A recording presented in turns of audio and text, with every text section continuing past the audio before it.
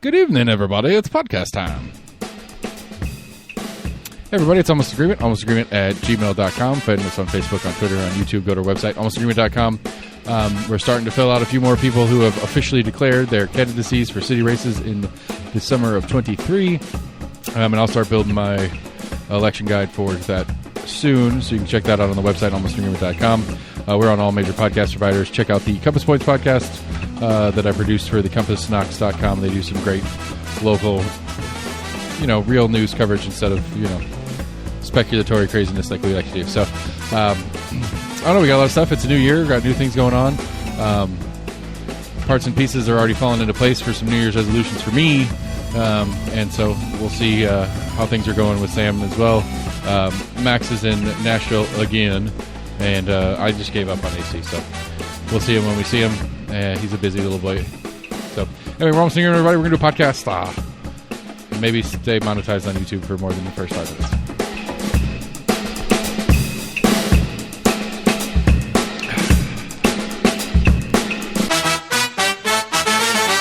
Hi, Fran. Hey. How you do?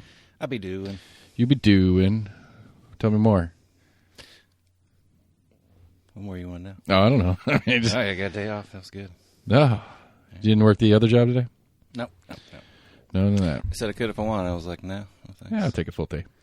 So you mentioned it while we were turning switches and knobs and is getting prepped. Said is this McCarthy thing is continuing. Last I saw was vote 13, which he still lost. Well, he won. I don't know. It's weird. He won, but he didn't get the 218, which he has to have a simple majority of the House. He can't have he can't have a plurality of votes. He has to have an actual majority of the total number of people actually voting. So there is ways. Apparently Pelosi, in a couple of cycles back, she took the seat with only 215, but that's because 10 people voted present, and so anybody who votes present or is not there to vote, their vote doesn't count, and so it's got to be the majority of people voting. And so there is a way you can win with less than 218, being the plus 50% plus one number. Yeah, I thought one of the nights they were going to try to do a vote after maybe they thought some people of the Democrats had left, right? Well, I didn't know if it was a certain party, but right. After people had left, right? Which to me it shows how adamant, not just this set of 5, these 5 never Kevins. It was 19 or 20. Right, but there's 5 that are hardcore on it. Oh, okay.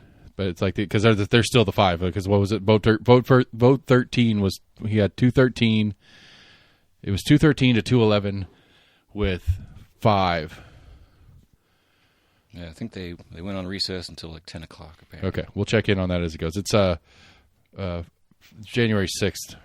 Oh shit! It's January 6th, 23. Everybody, while we're taping this. But I mean, it shows how it shows how hard how much those 4 or 5, whoever they are, give no fucks. Was it?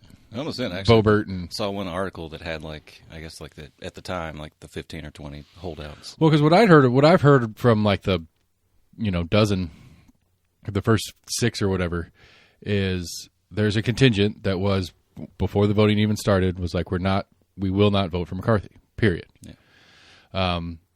And usually that's not an uncommon thing to be discussed, but usually that's a play for something. Back in the last one, in the 2016 one or whatever, God, what's his name? I forgot his name. He does a podcast I listen to. He's a crazy leftist, legitimately. But anyway, he was upset with the squad for not withholding their votes for Pelosi without an agreement. He was you guys had the numbers where Pelosi wasn't going to win the seat without you guys voting for her. And as a sub-caucus of the progressive sub-caucus, he wanted them to demand a floor vote for Medicare for all, I think it was. And he's we know it's not going to win. We know this or the other, but it's a whole different animal when it's in discussion versus when you have on-the-record voting. And he's like, as a progressive, my progressive caucus, you have the power to put everybody on the record. We know the progressive caucus is going to vote for Medicare for all. We know most of the Democrats are going to vote for it. There's a lot of Republicans and some Democrats that wouldn't vote for Medicare for all. who said they would, or said they were thinking about it, or something like that. But until they actually have to go on record and vote, it's not as much of a damaging stance. Yeah, apparently one thing he's already conceded, and I guess it's been a rule a couple times, but I guess McCarthy has agreed to reinstate it if he does become speaker, that it'll only take one person, right, I guess, challenging for a revote or like not expelling, right, but the vote of no change confidence. For the speaker. Right, it's a single person vote of no confidence, which would then trigger an election for a new speaker. Or another vote, yeah. Right. Which I think, which I learned some interesting stuff. Like, I didn't realize that you don't have to be in the House to technically be the Speaker of the House. You're not obligated to be an elected official there. Yeah, I know Boebert, in one of the rounds of voting, put up Trump. Yeah. That's why Hannity called her out for it. He's like, is this a game show?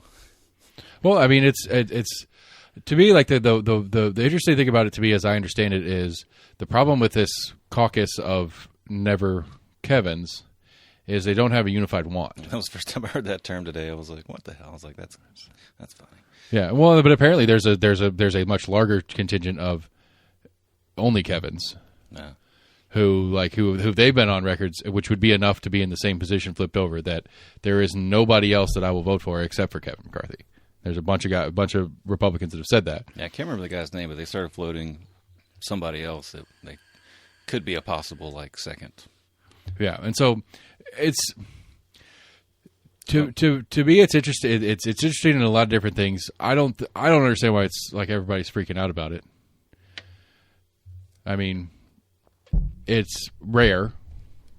The last time a first election didn't go through was literally exactly 100 years ago, right? In 1923. Or I'm sorry, 1923. I didn't need to say the 23 loud because it is 23. Anyway, and so it is a rare occurrence. But I don't know. At what point does McCarthy decide he doesn't want the job anymore? Because obviously he doesn't have the control. That's what a lot of people said. It's kind of a little bit of embarrassing for him. It's not even embarrassment. It's just okay, fine. You finally get the election through, and you finally hit that 218 that you need to hit, and you're the Speaker of the House. Good for you, buddy. You obviously don't have good control over your caucus because you are now on the 13th vote and still haven't won yet. So on some other issue down the road, when you're trying to whip up votes to get a thing across, obviously you don't have control to get your caucus in line because the Democrats are all voting for the... I think that's what some of the worry is for most people is just as simple just like voting for who you want to be the Speaker of the House. Right. And it's already multiple days of dysfunction. There's bickering back and forth, right, in party fighting. I think that's what a lot of people that worries people is this is good. That goes this leans into what one of my hopefulness for the year is. I'm hoping this is the beginning of the end of the duopoly control. Right. I think it just turns in more of a stalemate because then eventually you just never get enough votes for anything to get anything done. Right. Well, I was going to go down the path of, and that it then goes into the conversation about your outlook on government and how much you want them to be doing. And if they're incapable because they can't agree on anything of getting anything done, some people might like that factor that they're not getting anything done. Some people won't. Probably more people won't. I'm just saying that is a separate thing in conversation. I don't know. What are you talking about? There are people out there that would prefer a inept federal government, incapable of passing new laws all the time. Why? What do you mean why? Why would we want a lame duck session for years and years? I mean, if you don't what do you want to pass? What laws do you want in place? Most people get mad that they're not doing anything. That the government costs this much money to do this, and taxes are going into this and that, right? And then they're just not doing anything. That you think people would be happier? So Congress isn't doing anything, passing any laws, getting anything done. So passing laws, regardless of what they are, means they're doing something that makes it worthwhile. Because the machine's in motion, it means it's a worthwhile effort. I mean, a lot of them are routine things as far as just agreement of budgets throughout the year, or right. And it will be very problematic over time because they can't settle on budgets and they can't do this, that, and the other, and we'll have government shutdowns and all those different things. Right, but some people will be happier. Some people will love it because they're not doing anything. Sure. They're not making new laws that they just assume that any new law is going to be bad for them. Maybe. Not probably. I mean, that's the only reason they would be happy if they're not passing laws is under the assumption that there are probably people who feel that way about the federal government and will be happy that they're dysfunctional. Yeah. Okay.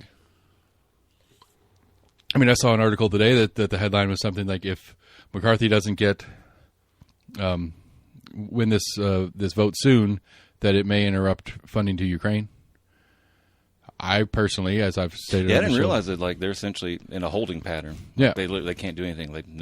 All the new people that just got voted in can't get sworn in. Right, they're not technically right. Right. Would you hear about the guy in New York that lied about everything in his? Yeah, that's fucking crazy. Which I mean, the only thing he said is I'm not going to run again in 2024. Right. Which he lies about everything, so that doesn't mean that's true. But I mean, it took a while to even admit it. It's like, motherfucker, in this day and age, you've already been caught. But how did he? But you're right. But how did he get this far before getting caught? Where was anybody? Where was any sort of local media? I mean, I think hasn't Chris told you when you apply to sure, run, it's not their job, but it's not some crazy background check that gets done. They take you at your word. I agree, but generally speaking. And I've talked to Matt Shears about this specifically. One of the things that they do immediately is opposition research. I would think they would do that as well, right? And especially in a district in New York that is not. Yeah, it's like Queens or Brooklyn, right? It's not a district like Knoxville, where you're assuming the Republican's going to win. It's a district that has flip capability, and so if you're running for the seat, you actually have a chance to win. You might want to learn about your opponent to bring things up, especially since today's campaigns are not don't vote. It's not vote for me. It's don't vote for them. That seems to be a standard in campaigning anymore. It's not what I am and what I'm going to do for you. It's how bad that guy is. More on his campaign or the opposition's campaign. It's whoever the Democrats were. The local Democrats failed miserably. The local and the state Democrats failed miserably in doing any sort of research to just go to a paper and be like, hey, we were looking into this guy. Here's the story. Well, I mean, some of it. Here's all the details. Some had to dig in. He was kind of vague, and even some of the lies, because you say he worked for Goldman Sachs or something. Right. He worked for a company that apparently did a couple small jobs or something for Goldman Sachs. Because I work for Budweiser. Because I work for a company that distributes Budweiser. Right. Because that's. But I mean, that's not something that somebody would dig into. It's not that unheard of for a politician 5-10 years ago or whatever, he doesn't work for Goldman Sachs. That's not something you want to be ooh, maybe we should call and look into that. Yeah. At some of it, you would have to almost, hire a private investigator, which a lot of campaigns do, but. I mean, I don't know. We'd have to go through all the different crazy lies they told. I don't know. Yeah. Well, because the other one, and this one I know Democrats or the oppositional party will look into is funding stuff. He has a net worth, but nobody knows where it came from. Right, I think I did read that as well. There's no clear through line of, whatever he was working for, subsidiary for Goldman Sachs that was this kind of salary job or anything. There's nothing that makes sense about how he went from a fairly broke dude to a fairly wealthy dude. Right. Enough to I want to say he put $7 million or something like that into his own campaign. Oh shit! It was a big number. I don't remember. I thought I saw something like that. He had some. Not necessarily foreclosures, and I don't think necessarily bankruptcies, but had some outstanding loans. Or again, obviously it was findable stuff, but it's just the idea that it wasn't found until after the election, before he takes the seat officially. Which at this point they can't do anything. He didn't commit any crime. I think he's already been referred to the Congressional Ethics Committee, but we'll see if that goes anywhere. Yeah, and depending on who the Speaker of the House is, oh, don't do that again. That was bad. Well, but it also depends on who the Speaker is. Constituents. Depends on who the Speaker is, who assigns the committee members to said ethics committee, who then get to go look into him and whether there's a political value in just letting this thing slide because he's going to vote R like he's supposed to or not. If he's a good Republican and does his job and does what McCarthy tells him to, if McCarthy gets the speakership, you might as well keep him. There's been a number of GOP, I think, that have come out and not necessarily disgust of it, but right. They just they keep their distance on it. They're not going to stand next to him and smile for a picture, but they're also not going to be get him out of here because burn the witch. If we go do some re-election process, we might not get another Republican. And this House is close enough, obviously, that not having another Republican could be a problem. So let's keep this R in here. Let's just keep him quiet in the corner, tell him what to do, and then we don't have to worry about it. Yeah, it's not really a campaign violation unless they find like campaign finance violations. Right. It's more just kind of like an ethical violation. Right. It's not illegal to lie in public. Right. So yeah, it's a pretty crazy story. But I don't know. Anyway, going back to the McCarthy thing, I don't know. I don't know what the value is of like, I don't understand. Like I guess I don't understand the job well enough. Because, I mean, obviously Pelosi, I mean, you know, they're third in line for the presidency if you have a death. Right. But outside of that, like, why is that position so uniquely powerful? Or is that position actually uniquely powerful? Or is it that in the past people have been really good at wielding the power of that position, making it seem more powerful than it is? I couldn't say for certain what all powers they have. I mean, I know they have a decent bit of power. I mean, to me, it seems like it seems like to me as if you have whatever the majority party of the House is, elects their speaker, because that's how you elect that said person, and it more or less seems like the whim of that person is the whim of the House, is what it traditionally kind of feels like. Not saying it's like a 1-to-1 if Pelosi said she wants this, but I mean, think about the stock ban thing that was a big conversation for a minute, which Pelosi has been one of the focuses of what the problem is with the ability for congressmen and women and their spouses to just trade regularly on the stock market, even though they have knowledge of things that's not open to the public and stuff like that. Right. You know, and that actually on the year of 22, the Pelosi household was one of the biggest losers in pure numbers, not as a percentage of their investments through time, but in pure numbers, because they hundreds of millions of dollars over the year they bought and sold. Well, Paul Pelosi bought and sold, but whatever. But you know, I mean, like when that was a hot ticket item, that was a big conversation for a couple weeks. You know, and when first asked about it, Pelosi was like, "Well, you know, it's a free market. We're going to be part of it too." Blah blah blah blah. And that did not land well, and a lot of people got really mad about it. And then in some later press conference, she was asked about it again, and she's like, "Well, if that's something that the members of the House want to look into, then I will certainly support that." And then it just kind of disappeared from conversation. No legislation ever hit any subcommittees or anything like that, and it just kind of fell apart. And at least the understanding Did you try to follow it? The understanding that I have from news stories on the topic is that she shut it down over time in the ways that one who was skilled in the art of DC politics shuts things down that they don't want. I mean, it's possible, but well, it sounds like a bit of a stretch. Well, and it's not her exclusively though, because it's a bipartisan. People don't. Neither party wants. Okay, well, it sounded like you said that she wielded her power to do this. It seems like, and whether it was with the quiet support of not just Democrats but Republicans that make a ton of money off of stock trades and stuff too, but it seems like, you know, she gets to pick when things get on the floor and stuff like that. She gets to do some of the timing stuff, and she gets to assign bills to their subcommittees and the timing of them as needed. And so some of it was she delayed stuff that was like, I think one of the Republican, it might have been Rand. Paul Ryan? No, it might have been Rand Paul. Sorry, had never a speaker. Oh, sorry. Go ahead. Is he a senator? No, he's in Paul Ryan was one of the former speakers. Right, but no, Rand Paul was a senator from Kentucky. He's a senator. I'm mixing him up then. Maybe it was Paul Ryan. I don't know. There was a Republican, one of the more libertarian-ish Republicans that actually written a bill to ban members and their immediate family from trading while in office, and it just kind of never got into anywhere. I don't know if it didn't have enough co-signers or what, but it just never kind of happened. But it seemed like it was a popular thing in like national surveys and stuff. Like people wanted, like, yeah, I think you guys should probably stop doing that. It seems a little fishy. Right. But it never got anywhere because nobody really wanted it to go anywhere. Like Dan Crenshaw from Texas, who's like super Republican, is one of the top earners in the stock market over his tenure as a congressperson. And so it's a bipartisan thing. That's the perk of the job. You don't go there for the $200,000 salary. You go there for the knowledge to make millions of dollars in the stock market while you're there. I don't know about that. It's a perk. I would think a bigger perk would probably be the connections that you could wanted to go in, because you make a hell of a lot more money lobbying once you get out of Congress. Once you make some Sure. connections. Sure, I but would you say know, in the long run, they make more money on that than I mean, how many people? Like how many? 2 or 4 years. How many people were under under a little bit of scrutiny for a short period of time at the beginning of the pandemic for buying or selling in the pharmaceutical game That was a good number. as yeah.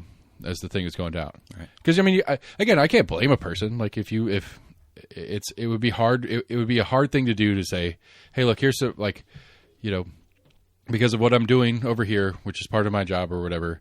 I have some very powerful information that tells me that a company that does things involved in that thing is going to be a big ticket, and that stock value is going to go up. I can absolutely understand the logical, okay, well, I know this. Pfizer's going to be making a bunch of money this year, so I'm going to go buy some Pfizer stock. And because this thing's going to happen anyway, I can't stop it.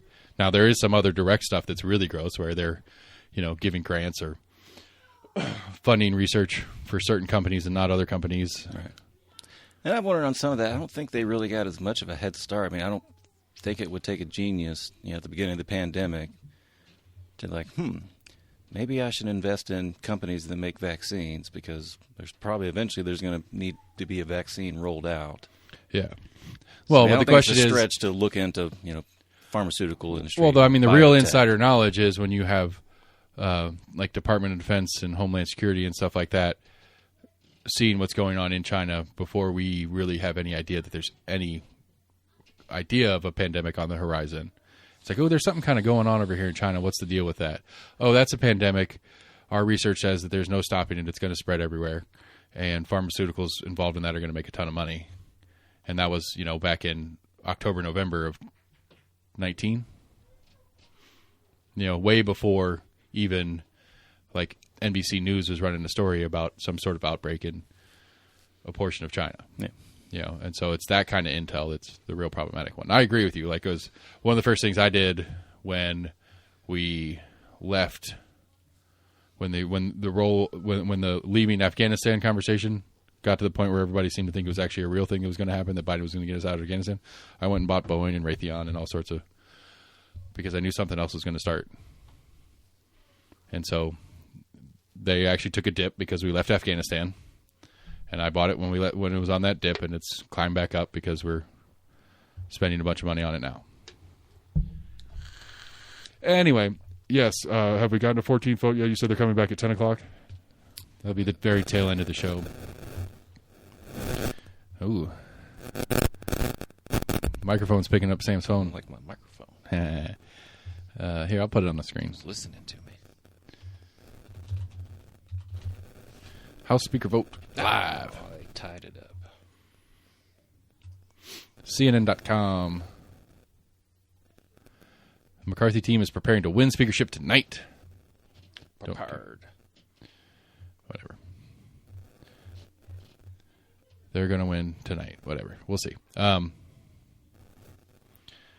did you see that Trump put out a press release Something he was telling asking everybody to vote for McCarthy? to back McCarthy. And the next vote, he actually lost a couple. Oh, Yeah. So, which is, I mean, I don't know. It's interesting. Like in the we're looking ahead to the 2024 election, which is going to be a big fucking deal, and Trump's probably going to be in it. That's an interesting little wrinkle in what the Republicans, the establishment Republicans, are doing in response to Trump. Even though it's weird because you have Gates and Boebert, who are big Trumpers, who are kind of the heads of this anti-Kevin group. Yeah, but they're also big Trumpers. A clip of Boebert was basically saying that McCarthy needed to step aside. Well, she said that she was quoted saying something about how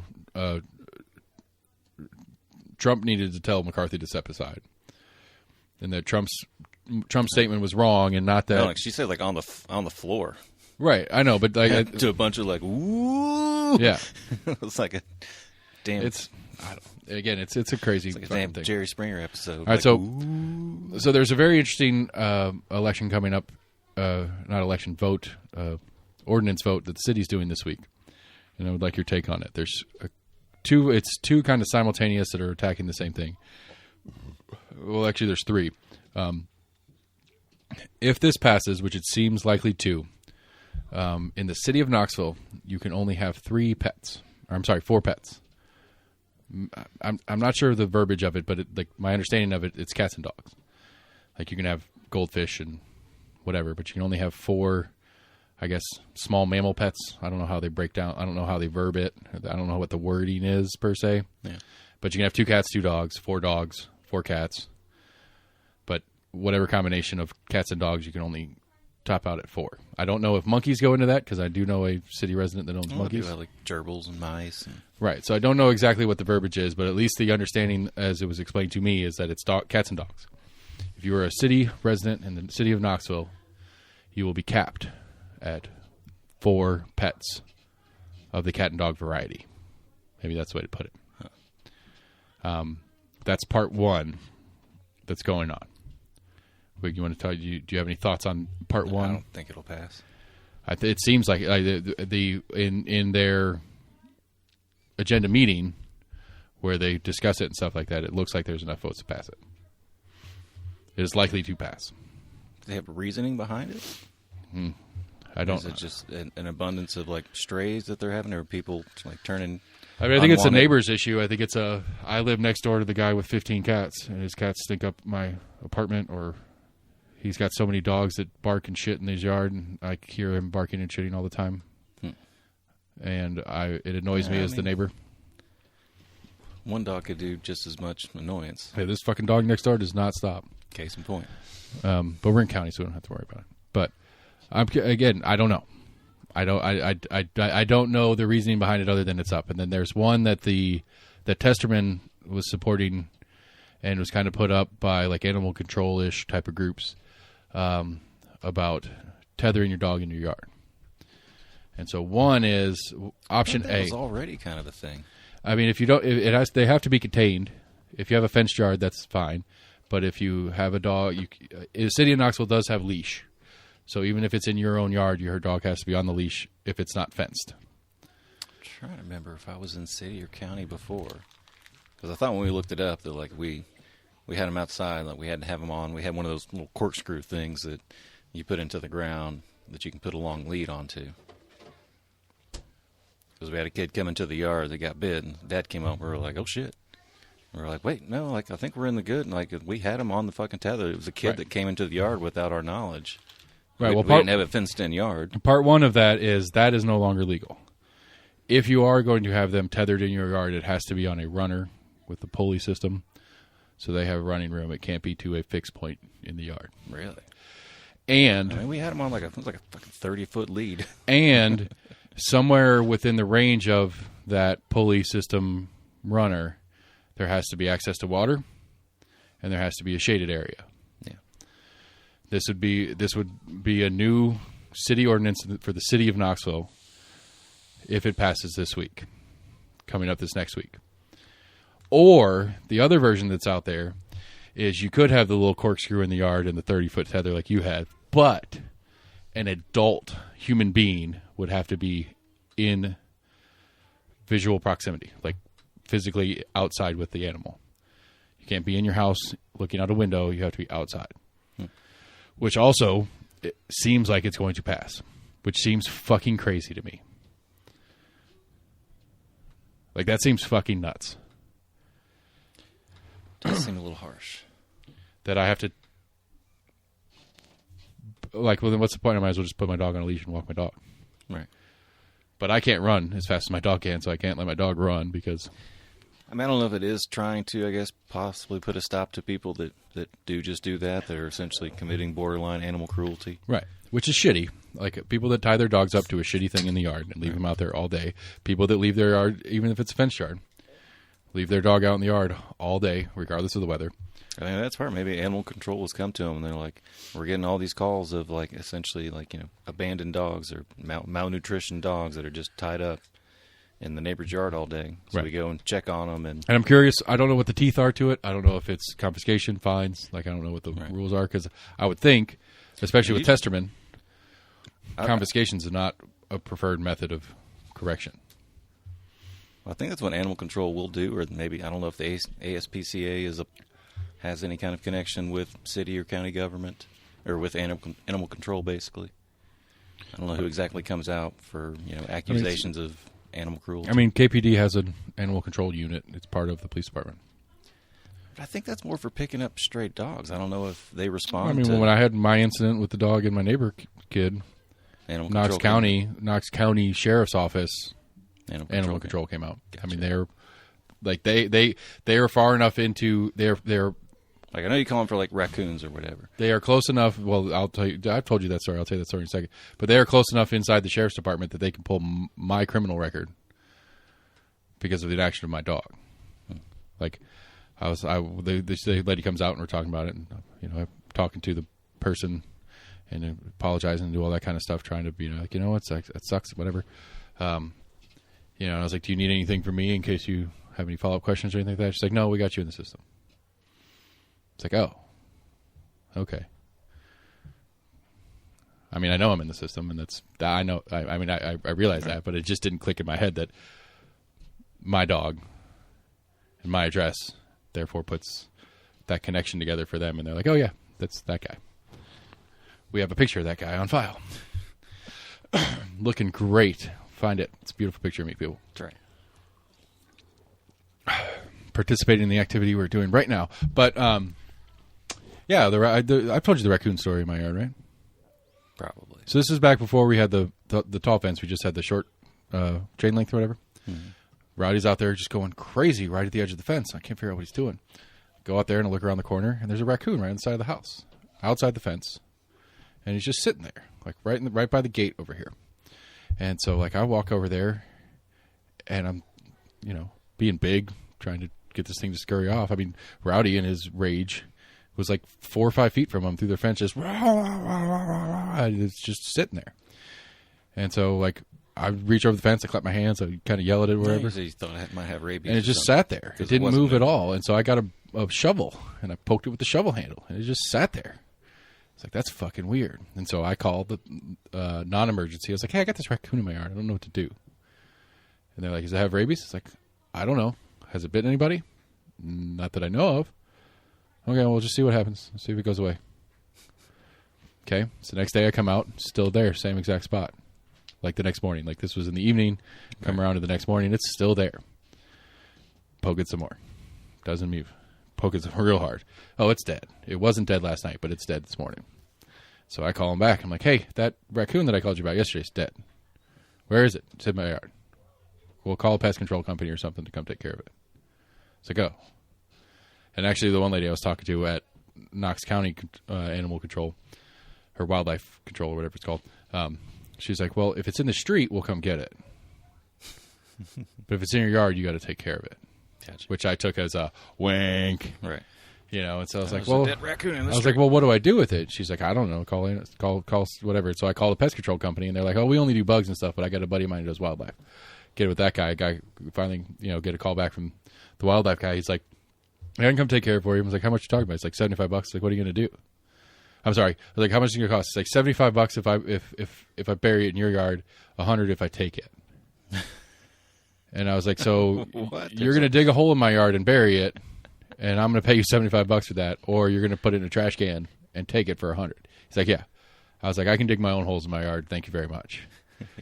And so I dug a hole and buried it, and there's a raccoon somewhere in my animal graveyard. Would it have been illegal to put it in a trash bag and put it in your garbage can? I don't know. Like, I've tried to be straight up about it. It's one of those things. Like, I've tried to do the right thing, right, and not, take my shovel and slide it off into the street, right, and then call animal control back. Even just into the easement, so that way nobody runs it over. It's right on the easement, which is technically a part of the city. I don't know. Yeah, I don't know. I mean, just right on the curb and be like, well, it's in the street. You need to come get it. Right. But no, I'm like, I'm not going to make him do that. That's dumb. It's a fucking raccoon. I mean, because if she would have said throw it in the trash can and whatever, it's fine, I would have thrown it in the trash can. But she basically was like, nah. It's like, all right, well, I guess I'll just bury it in my yard for him. And so, like I said, there's in my graveyard of many animals, there is a raccoon. Nice. So I don't know. I think I take, again, I'm not a city resident, so I guess my opinion is very low on the list of things that matters. But I think if you are renting, I acknowledge the landlord's right to allow or not allow you to have pets in your house. I get that. It's that, animals cause more damage to the house. Now, thinking about that in a very ridiculous, tongue-in-cheek sort of way, in the same kind of line of thought, could a landlord say you're not allowed to have kids in my house? Like you can't get pregnant and have a baby and bring it into the house that you're renting from me? Because kids do a bunch of damage to a house. Don't believe they can. I know. I'm just saying. Hence the tongue-in-cheek intro to that statement. Because they add a fee to it, though. Yeah. You have a kid fee. Yeah. And so, and your kids you got crayons in your house, they're going to color on the wall at some point. Right. And so, I get it from if it's a rental, whatever, but if the landlord's cool with it, or if you own the home, I don't know.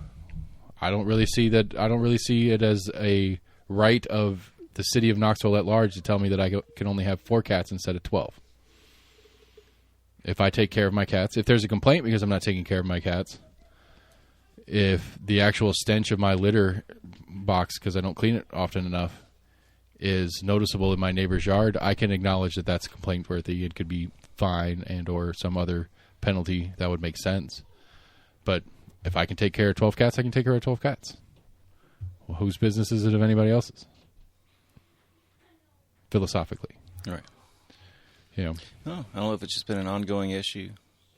I mean, used to have those TV shows of animal rescue and things like that of people just like hoarding cats, hoarding dogs. Yeah. That eventually is a cost on the city when the city or whoever is having to send. Right, but I mean that it seems such a. Eventually, a lot of things could end up potentially, probably, at one point in time, being a cost to the city. I mean, like there's so many eventualities that yes, eventually something will end up being a problem, and then the city has to jump in. That the city has come to them and be like, hey, this is costing us this much money to do this. We may need to look at. Like I said, this is just an assumption. But I don't think they came up with this like out of nowhere. They're like, I mean, the logic is that we're not going to build a new roadway because people keep driving on it and breaking it. It's a cost, so we're not going to let people drive on the road anymore because it's a cost to maintain that and keep that up. No, it's not a good comparison. I'm trying to throw it's off the top of my head. I'm trying to think of a service that the city provides. We do trash pickup. Well, you're not allowed to buy. They've done it with trash. You're not allowed to buy certain things. The city says that they won't take away trash unless it is in your can. Right, which is try to help people like not just throw a bunch of everything away. They're like, if you can't fit in the can, like we'll be back next week.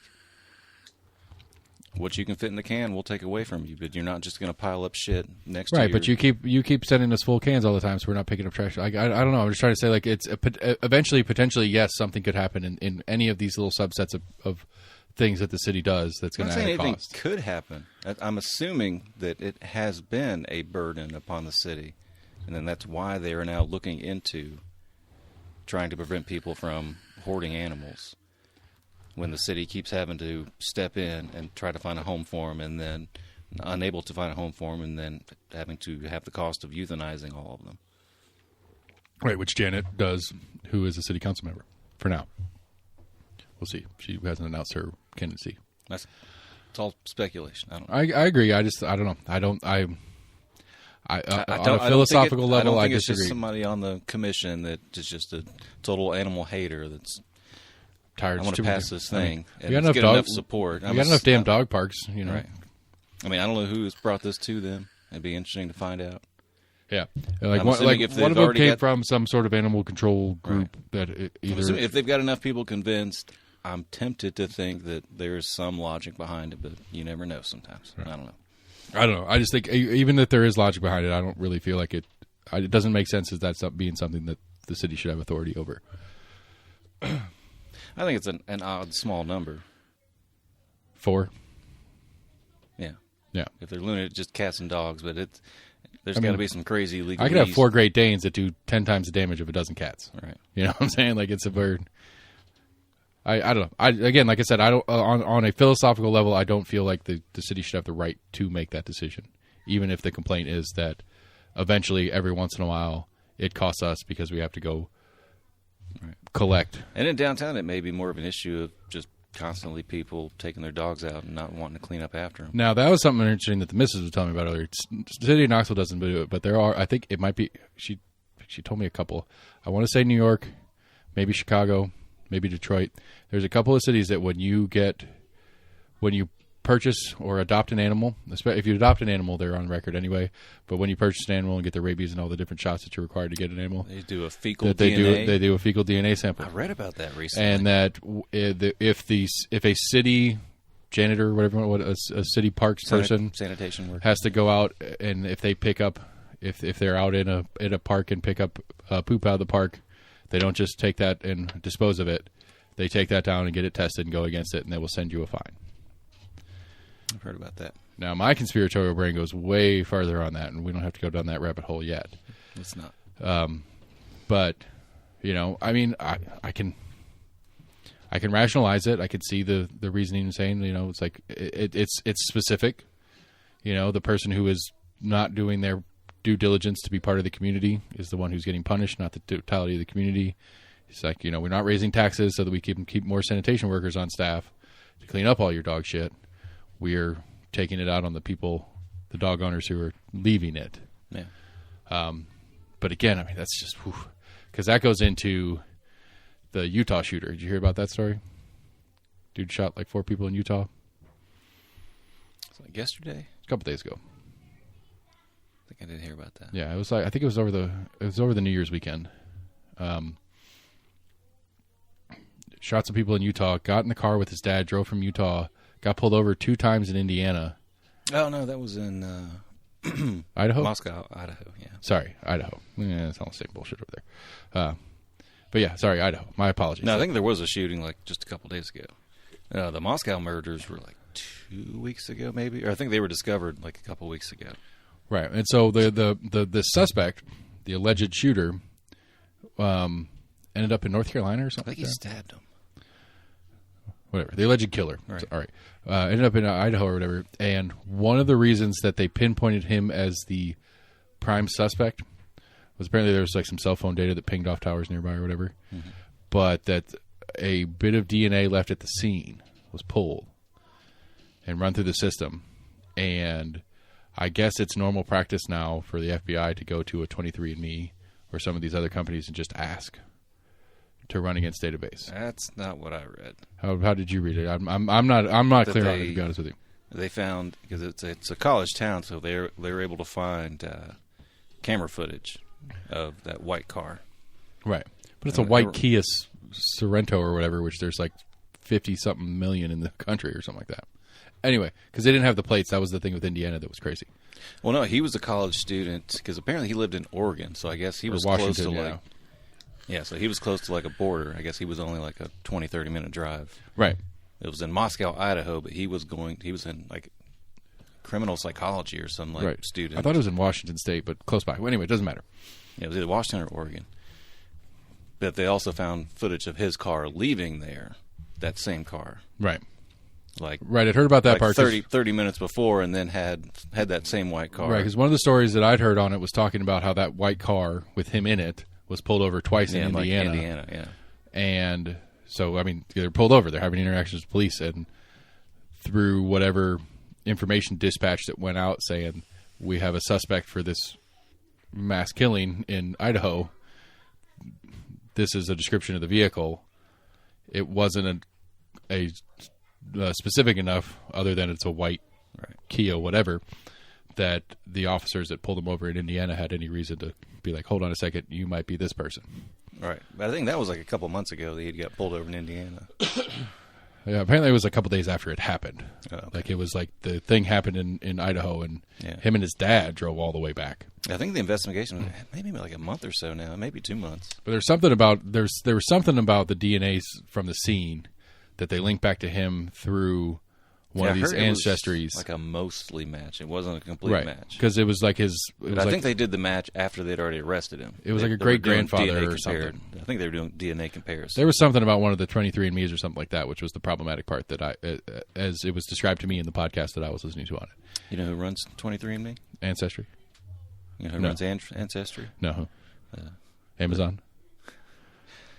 Church of Latter-day Saints. Really? Yeah. Well, they're giving up people's data. Like, it's a weirdism. Like, the idea, I don't know. Like, it's weird to me. It's a weird argument to make. It's a weird spot to sit in, because it's like, the only way to argue this is defend what is likely a very terrible person. But it's weird. It's weird to me, the idea that somebody else who happens to be related to me goes through this private thing, and now at least there is a functional partial match of me that is more or less public record in the DNA department that can be pulled by anybody, including police, at will. There's no warrant requirements or anything like that. They can just pull it at will. Or they can submit a sample that they have by the numbers to one of these to get a return without any sort of process. I mean, sadly, there's a number of great things that have the ability to be abused. I mean, but I still think it should. To me, I guess the argument is that there should be some process, some warrant process to something like that. You shouldn't be able to just go to Twitter and be like, "Hey, give me the information on this thing." It should be you take a warrant to Twitter. We have reason to believe that this person who uses your service has X, Y, and Z. Now we'd like the information. I'm just throwing Twitter out there. I'm assuming they do that. But it seems to me, and especially and most things, and once you have that, if a judge has signed off on it, there's. I don't think so because I think there has been documented evidence that the FBI and law enforcement will go to AT&T and ask for phone records and get them, and since AT&T, who technically owns the records, gives it over without question, the warrant's not required because the person who maintains it gave it upon request, not without warrant. Say again? Is that like why would the company do it without a warrant? Because the FBI asked them to. Because they're not required to see a warrant to give it over, and so they do it just because they want to be friendly with the FBI or local law enforcement, whatever it is. You know this for a fact. There have been multiple stories on said subject. Yes, this is a real thing that happens. No. You know, so to me it feels like it's a warrantless search with this Ancestry, whatever it is, using DNA. I mean, I don't know. Are we at a place where we want to assume that everybody's DNA is public record? Because again, this goes to my stupid thing that you hate me for phrase that I use. Could I do it? Could I go to 23andMe without being a customer, just saying, "Hey, give me some information on your clients"? Well, what do you want to know? I want to know anybody that might match this thing. If you were a client of theirs, would you think that's okay? You could. Now, my first thought is you could probably pretend to be a client, have some kind of DNA sample that you send to them, and say, "Hey, this is this." And they'll send that information back, tell you what you're linked to.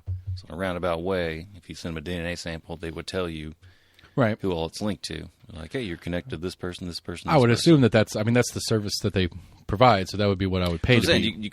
I could be a client, right? You could pretend to be a client in that situation. Right, but I'm just saying, could I just go in and call them and be like, "Hey, can you give me information? I have this bit of DNA. I want to know more about people on it." They wouldn't be able to. I mean, I'm not really sure how you would do that. I'm not sure how the FBI did it with this Idaho guy. Because I mean, even if you called them and asked them, you give them a name, they're going to need more than just a name. My understanding, you need to give them some kind of like DNA breakdown for them to have something to reference to. Right. Which is what my understanding that the FBI or whoever did with this Idaho case. So whatever the data is, some sequence number, whatever it is. After they'd gotten his DNA sample and then sent that to 23andMe to cross-reference it. My understanding of it is the DNA sample from scene was between him committing it and getting arrested. He wasn't in the database as it was. They found a close match. Okay, maybe that was the close match. Right. They found a close match through the private side. It wasn't that his great uncle was a felon and had a DNA sample on file. It's his great uncle did 23andMe, and they went to 23andMe with it, and 23andMe gave it over without a warrant. Is my understanding of it. Is there was no warrant in the process. It was just the FBI asked 23andMe, "Can you tell us anything about this DNA?" And that's how they got the close match. So it's like, well, it's not the guy that went through 23andMe, but it's somebody related to him by X, Y, or Z. Gotcha. I don't know. So I've only read some on it. I'm not up to speed. And so it's a privacy issue to me. To me, it's like, and it goes back to my stupid phrasing that I know you hate, but can I do that? Can I do that just as a person who pretends to be media through this? Be like, hey, I'm with this media outlet. Will you tell me information on your clients? No, they're going to say no. Right. So the same level of cooperation they give me should be the same level they give the state, whatever the state entity is. I think so. I would think so, yes. Because I think we as the public should have a right to that privacy. You should have all powers that law enforcement agencies have. No, I'm saying the law enforcement. What powers do you want then? I don't want the powers. I don't want them to have the powers. They shouldn't be able to just go take as they wish. They should have to go through the process of warrants and stuff like that and show that probable cause. And under scrutiny by the judge, say, okay, I see what you're talking about here. I see where the line is. Here's your warrant. Go get the thing. It shouldn't just be willy-nilly. And I'm with you if they did that without the warrant. I don't see why they would do it without the warrant, because that's the first thing a good defense attorney is going to throw out. Well, we'll see. He's a criminology student. He might be able to shake this trial. Any kind of evidence that was not obtained properly I think part of it be admissible. Part of it goes through our inept and slow to act, not very functional government that we're joking about at the beginning of the show, is that a lot of this is new technology that we haven't had laws to catch up for. And so there's as you like to say all the time, there's gray area. It's not clear who owns the information. We've had this technology for at least 20 years now. I mean, I agree with you. There should be something on it. It makes sense to me, but my understanding of one of the problems with some of this stuff like this is that it's unclear who owns it. Does 23andMe own it, or does the individual who put it on file own it? Right. And who has the rights to access it? And in a general sense, if the police come to my door and ask to come inside and look around, and I don't say, do you have a warrant? I just say, yeah, sure, come in. They can come in and look around. Because I know there was that talk with a lot of like the cameras that the doorbell cameras and stuff people have now, as far as whether or not, I can't remember. I think they have had some case law as far as when the police can request it. Right, well, from Google or whoever. Yeah, we talked about that here because I had... I can't remember if they actually had to get a warrant for it or if you had to authorize... Yeah, I had that interview with the Nashville group. It was that weird thing. You're essentially, you've bought the camera and stuff yourself, but you're paying a company for that service to monitor it or whatever. Right, because the city of Knoxville and the Knoxville Police Department were putting... storage of your information. Right, because some of the camera stuff that because I had that show... who was that show with? I keep wanting to say ACLU, and I don't know if that's right or not. Might have been the ACLU TN that I did a show with one of their lobbyists. And that's what they were talking about, is that legally speaking, by Tennessee law, the city can enact a policy allowing KPD. And so at this point, God, I'd have to go back and listen to that. But the understanding is that it is at the discretion of the city of Knoxville on whether or not they give KPD the permission to go and ask Ring or Blink or Google or whoever it is. But generally speaking, around the country, there are law enforcement agencies that have permission of their local municipalities to go directly to a Ring camera, the Ring camera operators, not to the homeowner, and ask for access to data. And that Ring can give that data over without a warrant. Right. And so again, to me, it's a privacy thing. It's the continued erosion of any sort of privacy, and it's unclear. Like it's unclear as the end user. I mean, that's where you get into the weird, crazy legalities of when something like that is in the interest of public safety. If you had, I get it, but man, I know. I can't. I cannot philosophically justify the idea that your right to privacy, that the right to privacy is superseded by the right to a specific public safety issue. My right to privacy. Where is your if you are the offender in that and you are caught on camera in another person's property? I mean, I guess one thing if you're walking down the street and you're caught by their camera, but if you're on someone else's if you're walking down the street, you're in public, you have no right to privacy anyway. Right. But like, I don't know, if I'm in my yard and my neighbor has a camera that faces my yard that's not accessible by the street. Right. Like my neighbor on this side, that's what he does for a living. He does low voltage security systems, and he has a pretty, good one. Like all four eaves, all four corners of his house have a a PTZ camera that'll turn and move around, and it's infrared and all that shit. And so if I'm walking around my backyard naked, he could see me, clear as day, in the middle of the night. Now that's not public per se. You can't see that from the street. Does KPD have the right to punish me? Does the city of Knoxville, rather not KPD per se, does the city of Knoxville have the right to punish me for being naked in my own backyard? No. But my neighbor could give them that camera footage and say, well, I can see this. Even though they can't see it with their naked eye, they can only see it with their camera system. I don't know. This is a weird example that doesn't really align with what we're getting. I'm trying to think out there. That's part of the problem, though. But again, it's a philosophical issue to me. It's not a practical issue. But I mean, that's what we have judges for, because there are different. But I mean, that's what we're already arguing about, is that a lot of this stuff is superseding judges by not requiring warrants because you have this weird ownership conversation. If the warrant's there, that's a different thing. And there's still issues with that, don't get me wrong. But if the warrant's there, that's a different thing. Because if the judge is doing the job correctly, the police have come to the judge and said, here's why we want this information. Right. Here is why we want access to this thing. Whether it's a warrant to search a house. We think this guy did this crime. Here's our list of reasons.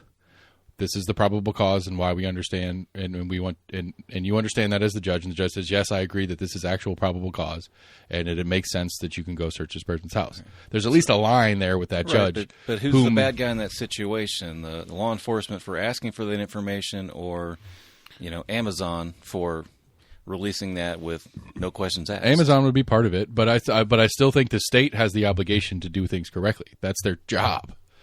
The state should be the one that's held at the higher standard, because they... Wait. Were you about to tell me what is the job of the state? Do what? What is the job of the state? What are they supposed to be doing? The standard of the people that are employed by the state should be held to a higher account than just me and you.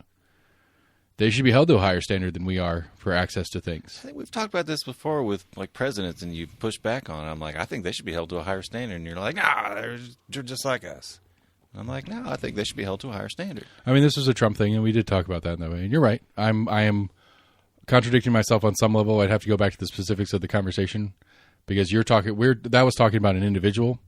I'm talking about the institutions that are doing the things. Well, the institution should be. At that time, Trump was just like if I'm contradicting myself by saying that the institution should be held, politicians in general should be held to a higher standard. And the institution of the House that includes the members, or the institution of the presidency, should be held to a higher standard. Okay, I'll agree with you there. The individuals are a separate animal.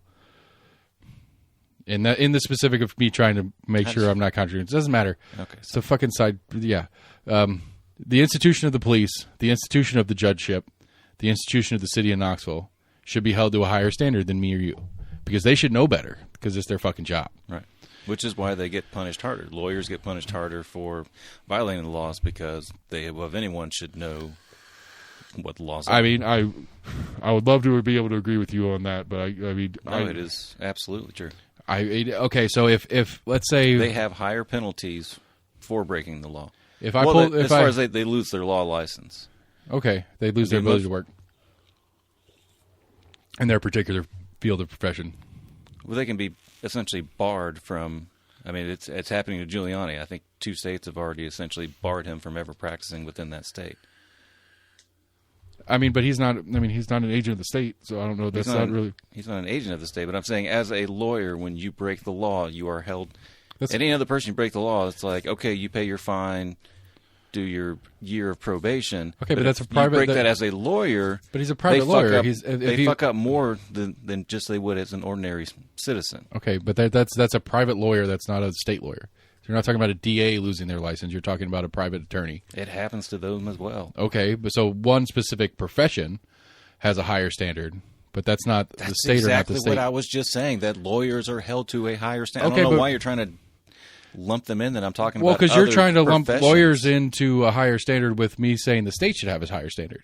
The profession... I'm talking about the judiciary. No, you're talking about lawyers. I'm sorry, I thought that they were part of the judicial system. I mean, they're part I'm of talking about they would be part of the justice system, but the judicial system, the district subset attorneys are the ones that would go to a judge with that warrant for whatever. Sure. And Giuliani, as your example was not a DA. His issues and why he's getting disbarred was him being a private lawyer That was just who happened to be for the president of the United States, but he was a private attorney. using him as an example of someone that was a lawyer that Okay, broke but the you're law. saying that lawyers are held to a higher standard, not lawyers that work for the state versus lawyers that work privately. Yes, I'm talking about lawyers in general. Okay, but that's a profession that has a higher standard, not the state's version of a job versus the public's version of the job. I believe it's also the same thing for lawmakers as well, because they are held to a higher standard. They are expected to. Any general person is not going to have an ethics violation or ethics investigation held against them by their. I mean, a private attorney would. They can be disbarred for ethics violations, even though they're on the private side. You work for a company. I don't think you would go to their ethics board. They would probably just fire you. They could. I mean, a company could have an ethics or some sort of. I mean, it's something within HR. I don't know even what we're like. I don't know where we are in this conversation anymore. This got real loopy real fast. Well, I was referencing lawmakers. Whenever they do My something point- bad, they will go to like an ethics board or whatever, and can be kicked out of whatever their office is. They could be, or they could not be, and they could continue being Matt Gaetz or whoever it is that still gets elected again. I'm trying to reinforce that lawmakers and people in power are in the system generally held to a higher standard I would love to be able to agree with you, but I can't. I don't see that as true. because they are in positions of power. Okay, so they are or are not held to a higher standard, but because they're in positions of power, they don't actually get held to a higher standard. No, they are held to a higher standard because they are in a position of power. But they Just are like the position of police's power to judge on down the line. I don't think that's true. I just don't think that's true. I think the idea is true, but I don't think it ever actually happens. Not ever actually. I think it is less common that. I mean, for a perfect example. Okay, when we were in high school, so this is something I learned more recently as far as how the function breaks down, and I assume it was the same back when we were in high school. Every high school in Knox County has a police officer and a resource officer. And as we've learned, a resource officer is a employee of Knox County Schools. And if the school is in the city, they have a city cop. If it's a school that's in the county, they have a sheriff's deputy on. I remember specifically asking the sheriff's deputy, who was assigned to our high school, just passing in the hallway, just being a stupid teenager like I was, am still sometimes anyway. I asked her, I was like, "Have you ever been pulled over?" After she's like, "Yeah." It's like, "How much do you get tickets?" She's like, "No, it's a professional courtesy." Would you justify that as a higher standard? That because you are a law enforcement officer, you don't get a ticket for speeding because you work with them? Is that a higher standard? It's a very specific, singular example. I know. Anecdotal, if we're going to get all scientific conversation on it. It's a very anecdotal story I'm putting in play here. But would you consider that to be a higher standard? No. Okay. I think that idea happens more often than not. Not exclusively, not 100% of the time. But in AC's version of it, 51% or more, yeah, I think that's the case. I mean, how many times have you tell me that I've been pulled over for speeding and haven't gotten a speeding ticket? Well, it's because you're white. Was I held to a lower standard? Sure. If the law says you can only go X and you don't get the ticket or the fine or the penalty for it, right, that would be not being held at least to the minimum standard as set by the law.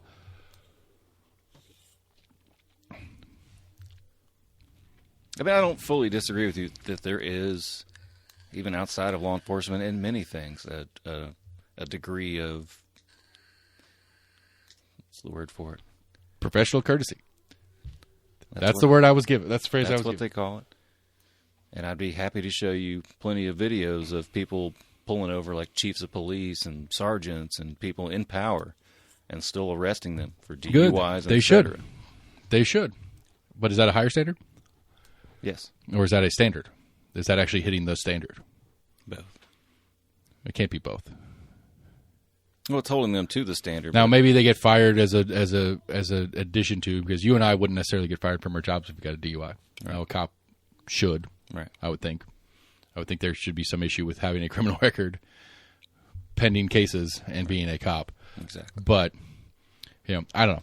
I don't. But to go back to the origin of this rabbit hole of craziness that we just went down, of in situations of the public's right to privacy, the state should have a higher standard than, hey, AT&T, can I have some information on this person? And AT&T gives that over without a warrant. They're supposed to be the big kids here. Who? The police or whoever the investigation agency is here. They shouldn't be doing things that have at least even questionable things that we would agree that probably should require a warrant. Now, AT&T is not without fault. They shouldn't be giving it over either. That should be a crime in and of itself, and AT&T should have fines for giving over information to anybody without proper justification for it.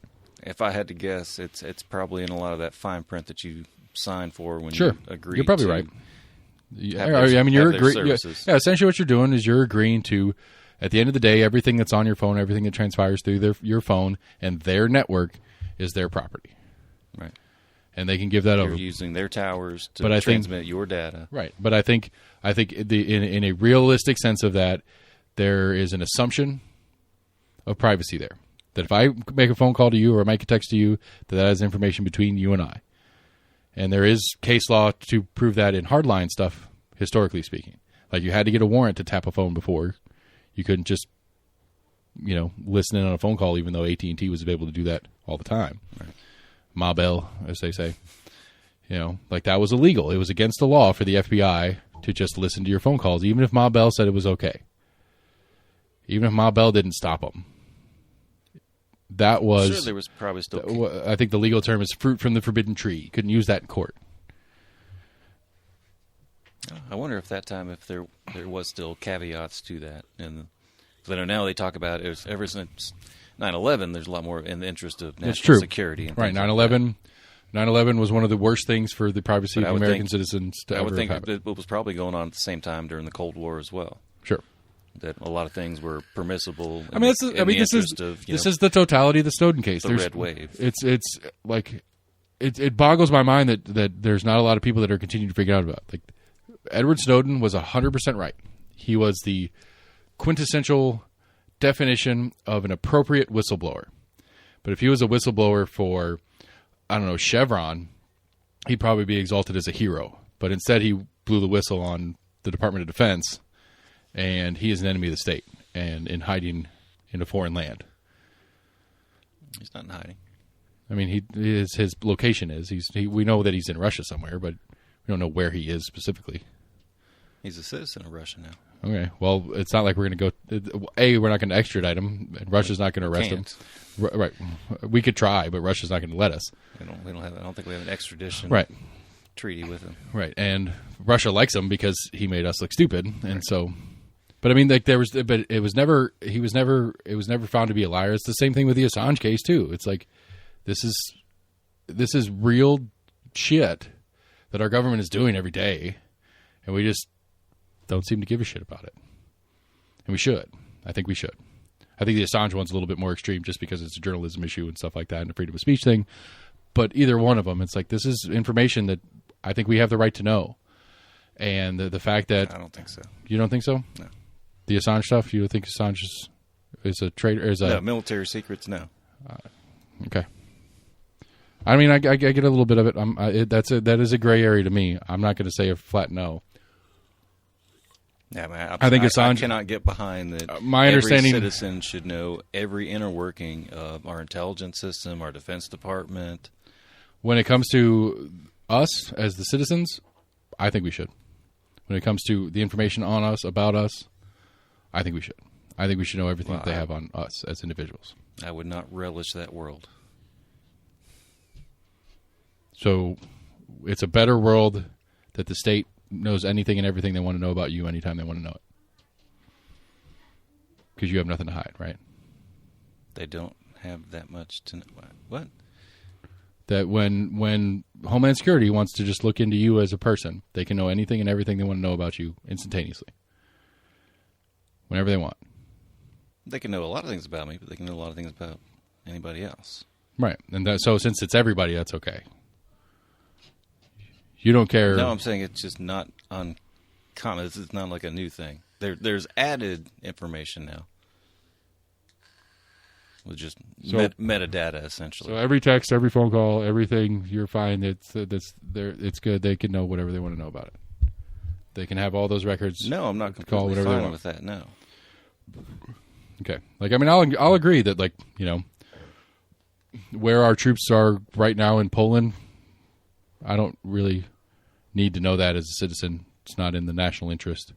I thought you said you should. I mean, it's not great to me. We shouldn't have troops in Poland. How's that? That would be a better way. That would be my stance on it.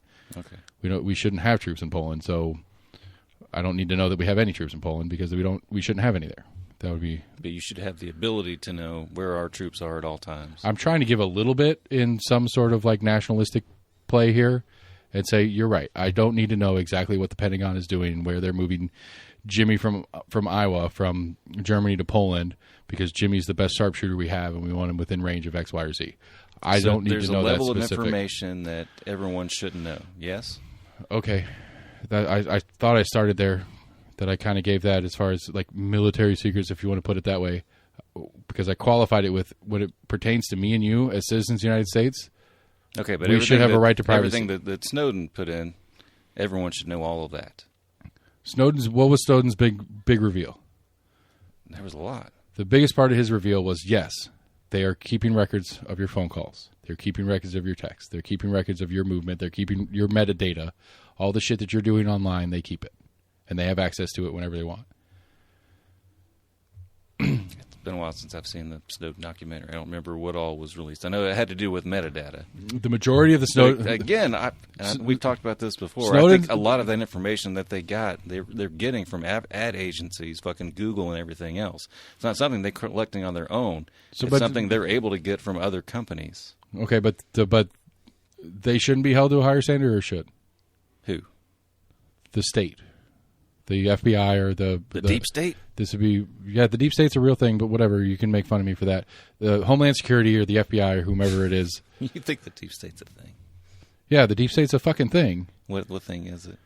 It would be the long term. It would be the Tell me about it. It would be the long term of an FBI or Homeland Security, CIA, stuff like that, whom has an agenda that has no real oversight because they're there longer than presidents are. What their agenda is, I don't know. Okay. I mean, I believe it to be a real thing. Yes, that there are long-term missions, whether they were approved missions or not, that have been going on, whether it's inside the country or outside the country, that have been long-term and go beyond the pale of any term of any elected official to have any real oversight over. Okay. What else are we talking about? I don't know. We started with, I think that the government at large, supposedly being held to a higher standard, shouldn't be taking advantage of loopholes that may be in place from a Twitter or a 23andMe or whatever. That they're supposed to be the big kids held to a higher standard. They shouldn't be taking advantage of those and going essentially doing warrantless searches on us as people because there's some weird stuff with, they're getting it from companies who are happily giving it over. Is it okay if businesses do that too? I mean, it's problematic, but that is a private exchange that you do agree to in the process. No, I mean businesses collecting information on you. Yeah, that's what I was saying. You are essentially agreeing to that in the process. I think it's inappropriate. I think I would like to see some challenge to that as an idea. Businesses doing the same thing, like a separate business going to Google, going to Twitter or whatever, getting your information. Yes, because it is implicit in the agreement that I make with Google that... So it's okay that businesses do it, but now it's not okay that the government's doing it. Sure. Gotcha. Cool. Okay. So you have more problems with businesses sharing information than government sharing information. Or I'm sorry, you have more of an issue with businesses sharing information with each other about you than you do with businesses sharing the information to government. Or is it the same?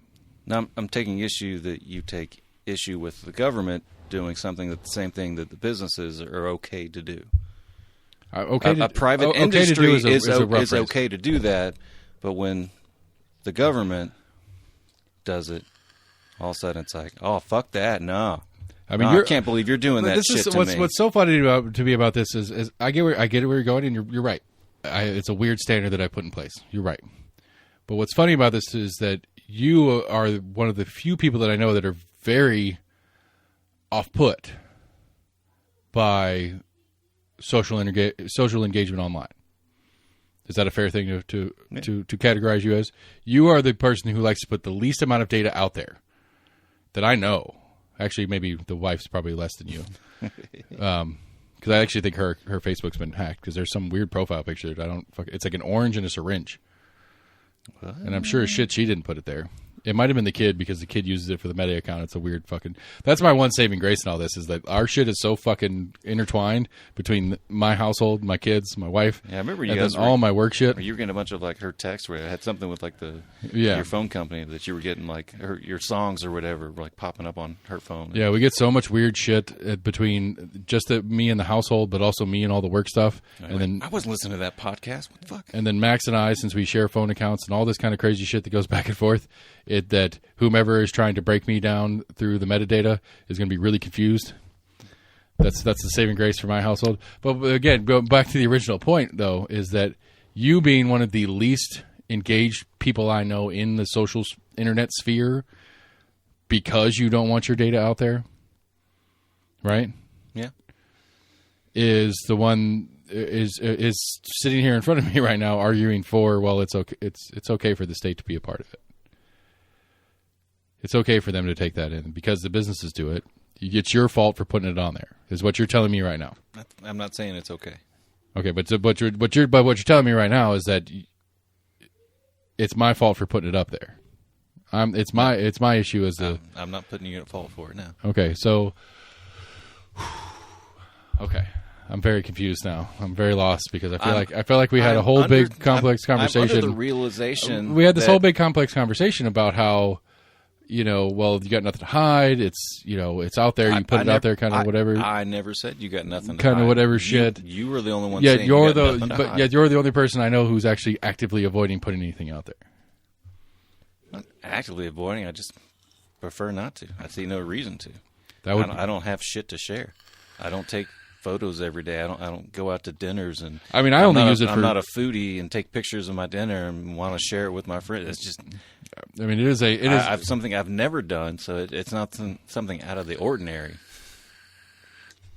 I mean, I agree. I get what you're saying, but it still doesn't jive. Whatever, it doesn't jive to me that because your excuse for not wanting to do certain things that I've pitched at you are because you don't want your data out there. Yeah. You've said that phrase to me. I'm under the realization that I know that it does happen. But what are you trying to hide? What are you hiding from? I'm not hiding anything. I just don't have anything to share. Yeah, you do. You have lots to share. You are a unique and beautiful individual. I guess I do have things to share. I just don't care to share it. I share it with the people I care about. I don't need to share it with people I don't care about. I don't agree. I don't agree with what you're saying about yourself right now. I don't agree that that's true. You have things to share. There is value that you could gain as an individual through sharing things online. There's specific value that you could gain that you don't want to go through the exposure of your data online for the potential to gain that thing. It's not so much the exposure of data. I think some of it's just a privacy into just even people that I'm friends with on Facebook or whatever. And I know I can selectively pick whoever if I share something that it only goes to this set of people. I mean, I agree with that part, but okay. But you have said to me before that you don't want to do certain things online because you don't want your data out there. Right. What are you hiding?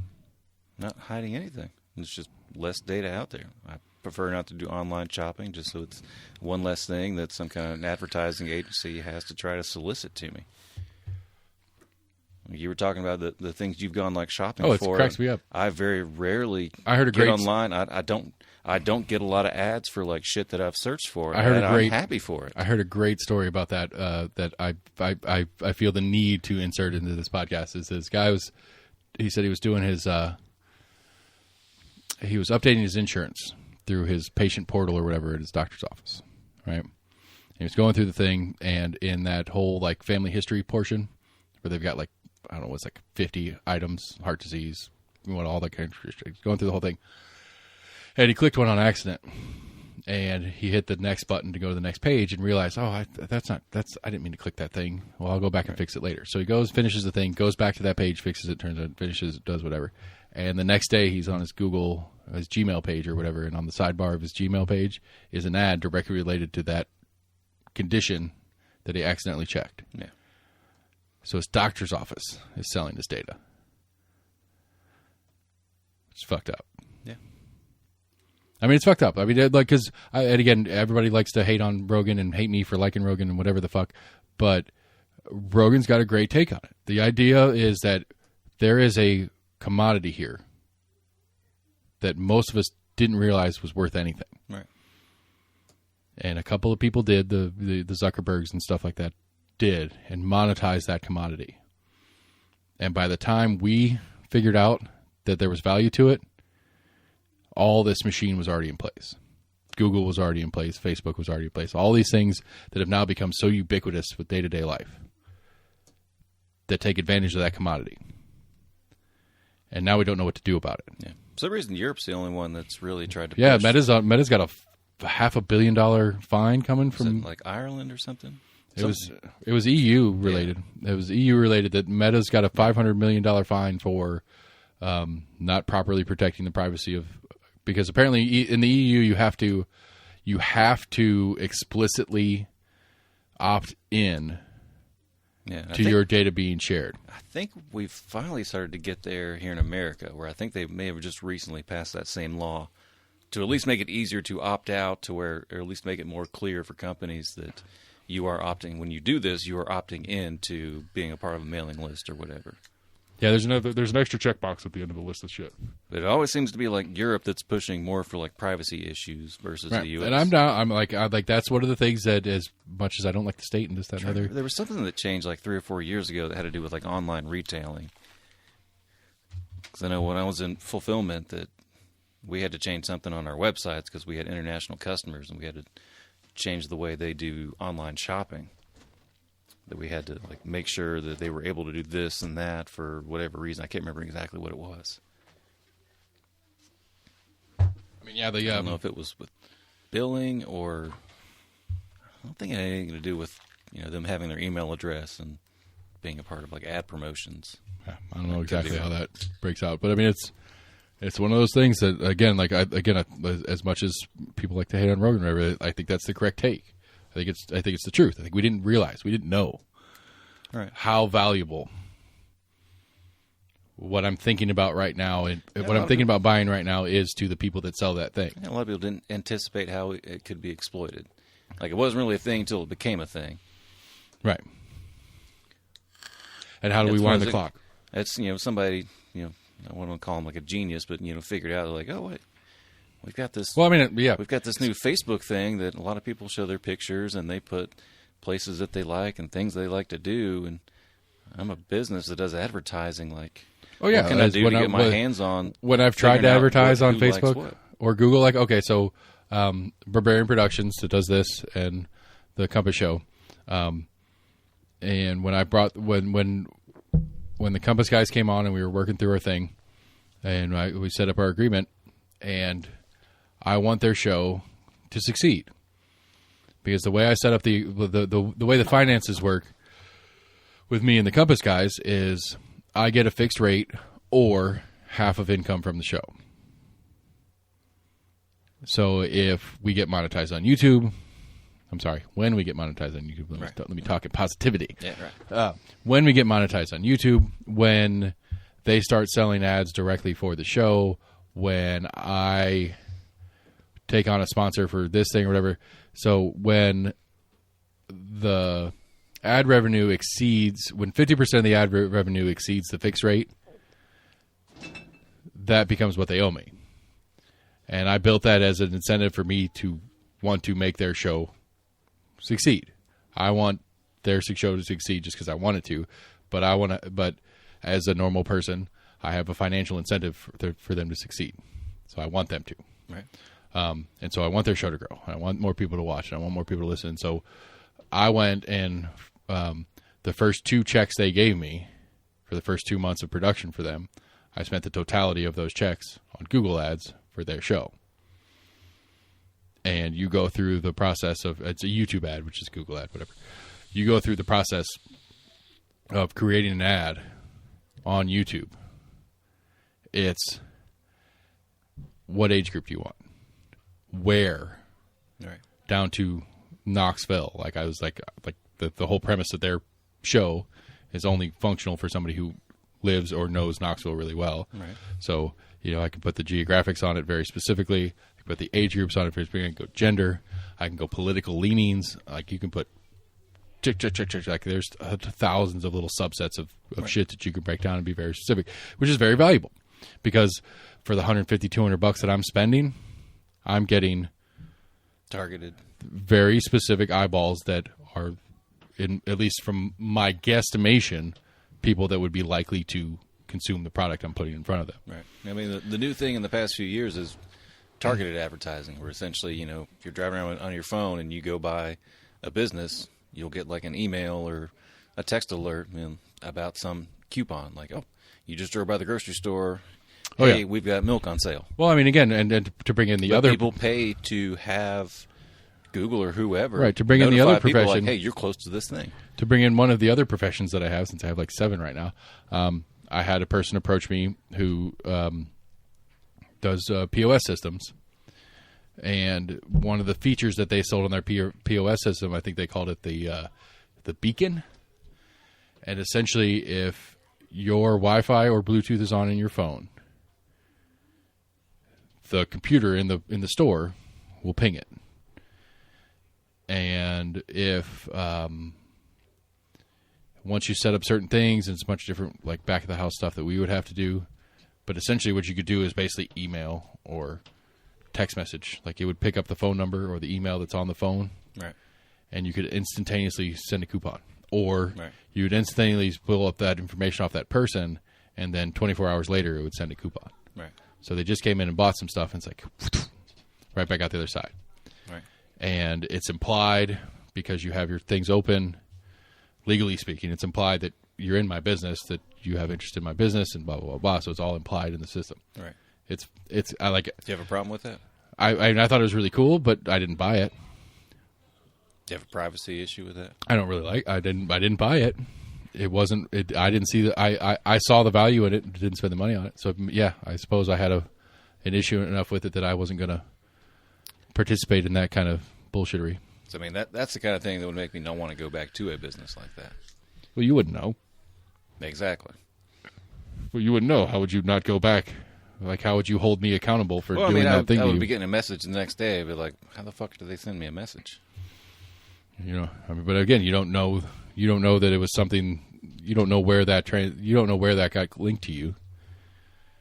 Could have been from your credit card company. Because you paid with credit card. It could have been.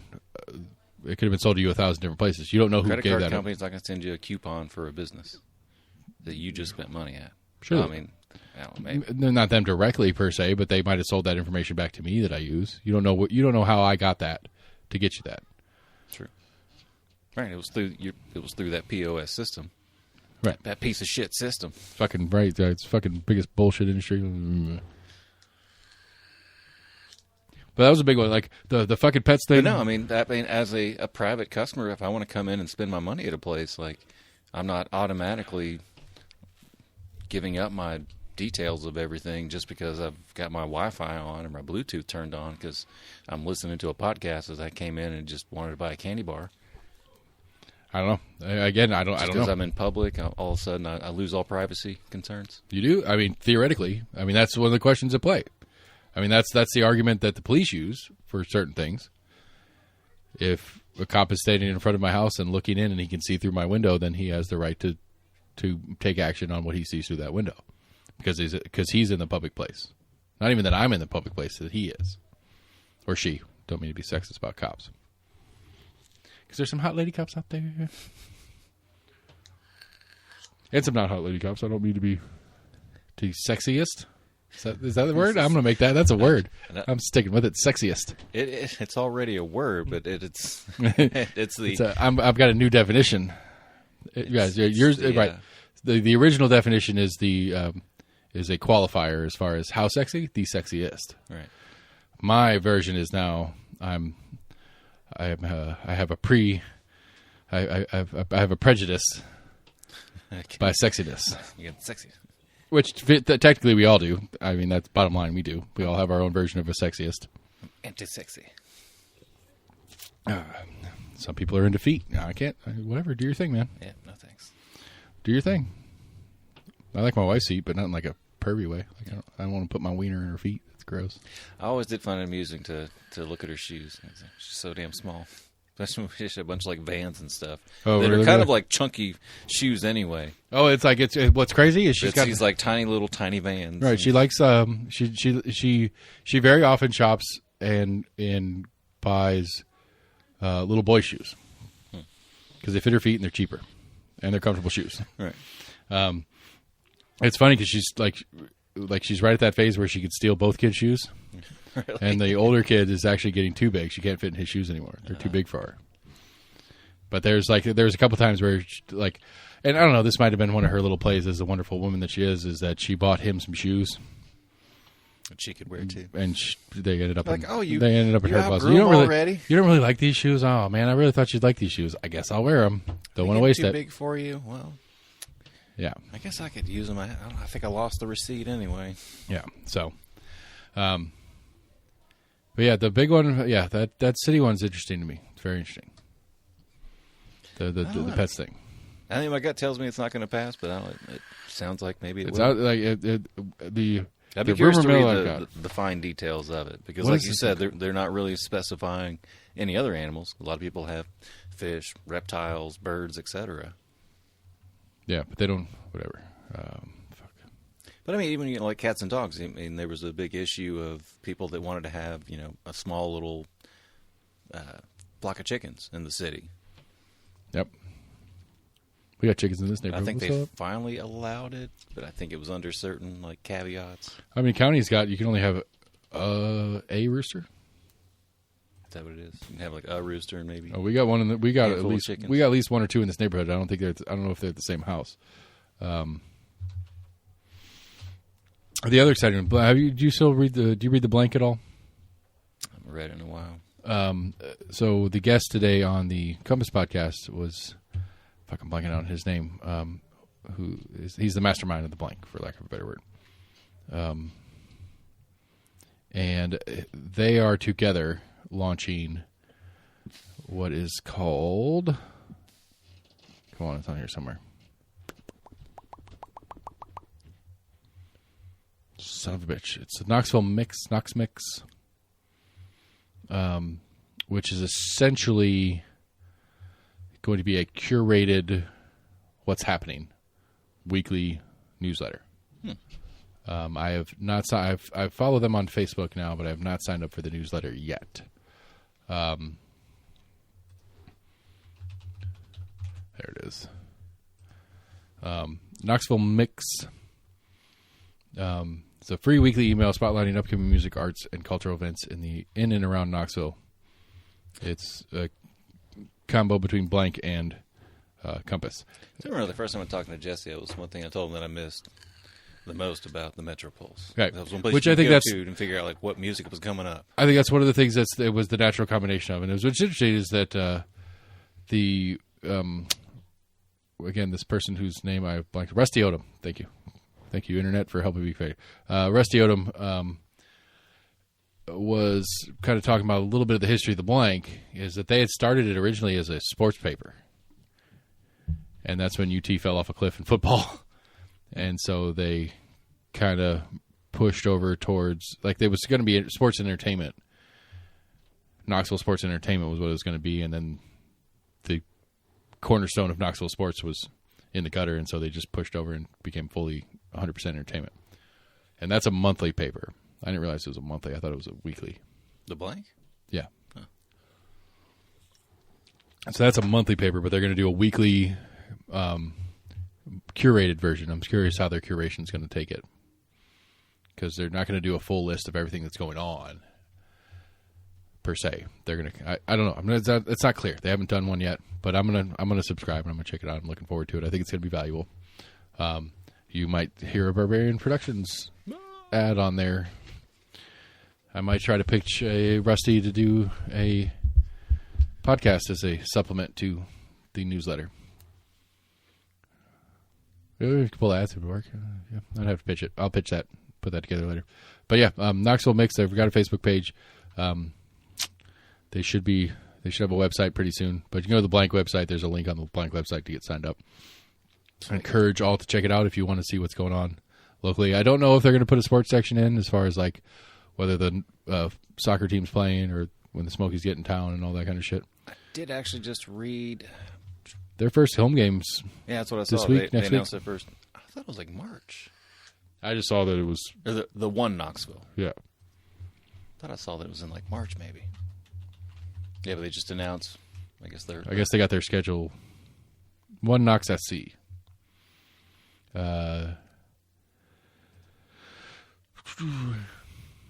They kick off with USL League One. Anyway, let's see here. There you go. Yeah, season tickets. Season tickets. No, that's not what I want. Schedule. They don't have a schedule. News. Roster League, our crest, tickets, shop, news. Let's see what the news says. Sign people.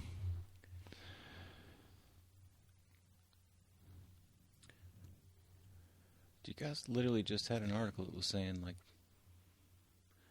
when you were going to play. How is this not on your news Yeah, site? I feel like that's news.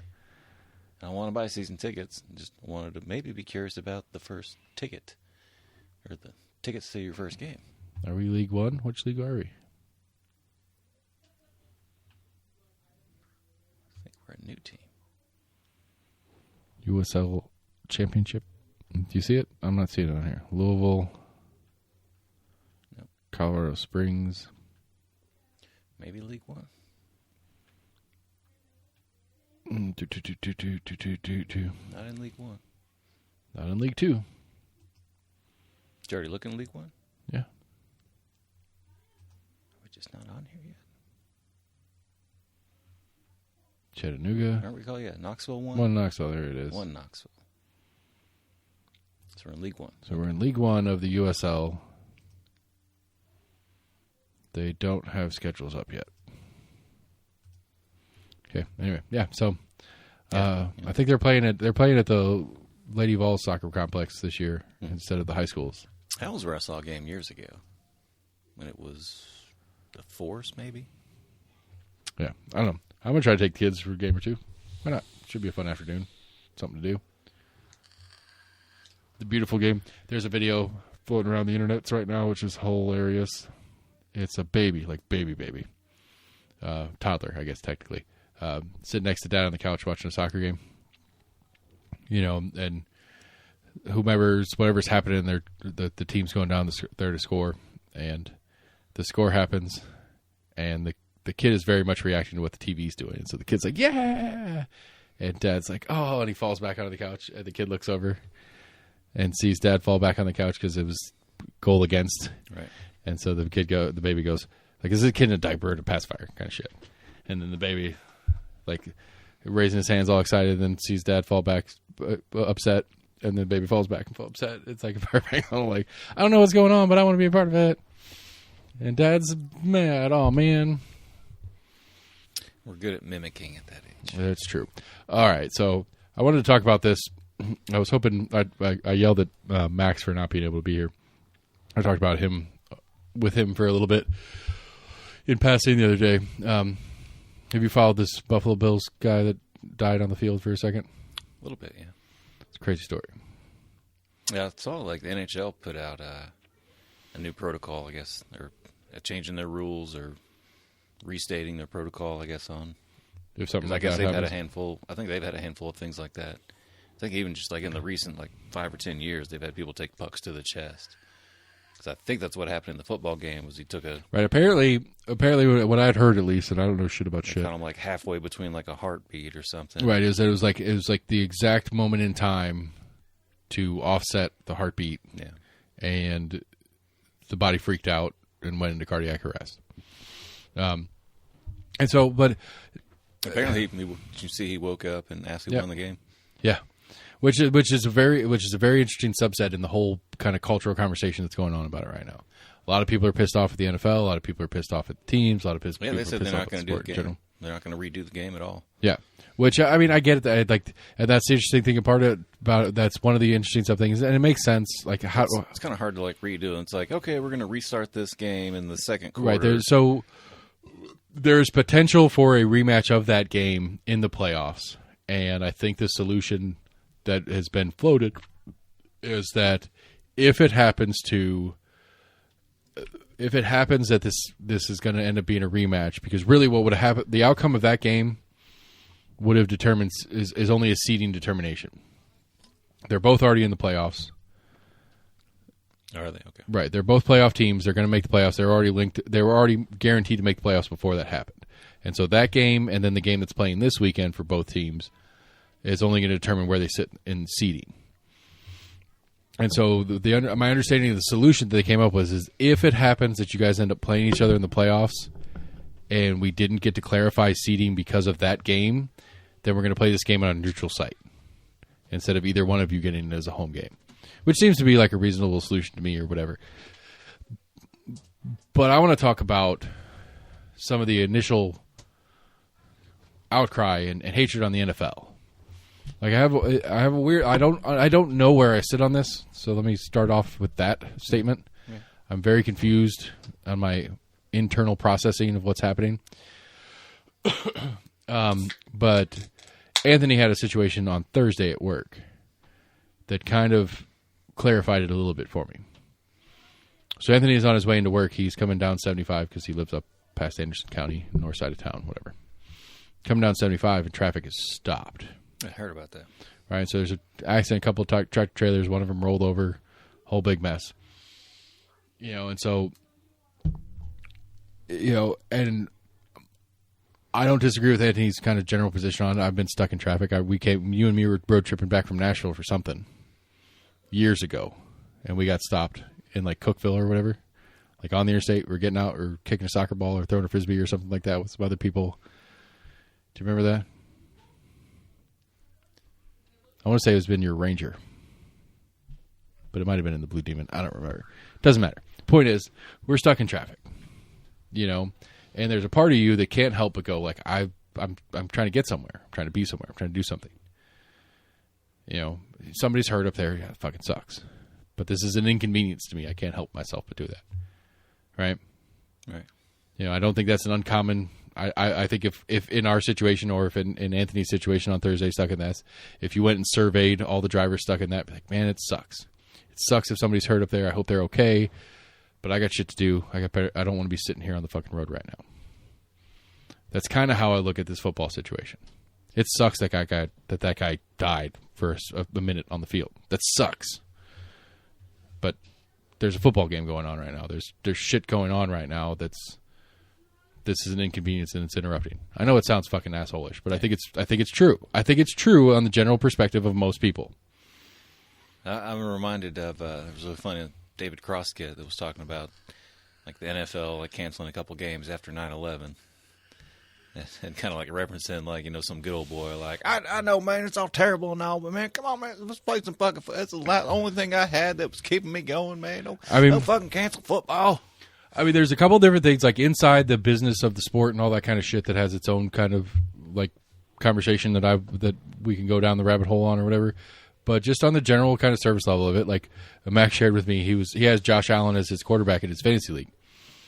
Most fantasy leagues, their playoffs are the 2 weeks before the first 2 weeks of the last 3 weeks of the season. That's how you do playoffs most of the time because you don't do that last week because a lot of teams sit players and shit like that. And he didn't make the playoffs anyway, so it didn't matter. But he had Josh Allen as his starter and lost the game by like 10 points in his fantasy thing. Now, again, fantasy doesn't fucking matter against some guy's life on the field. Don't get me wrong.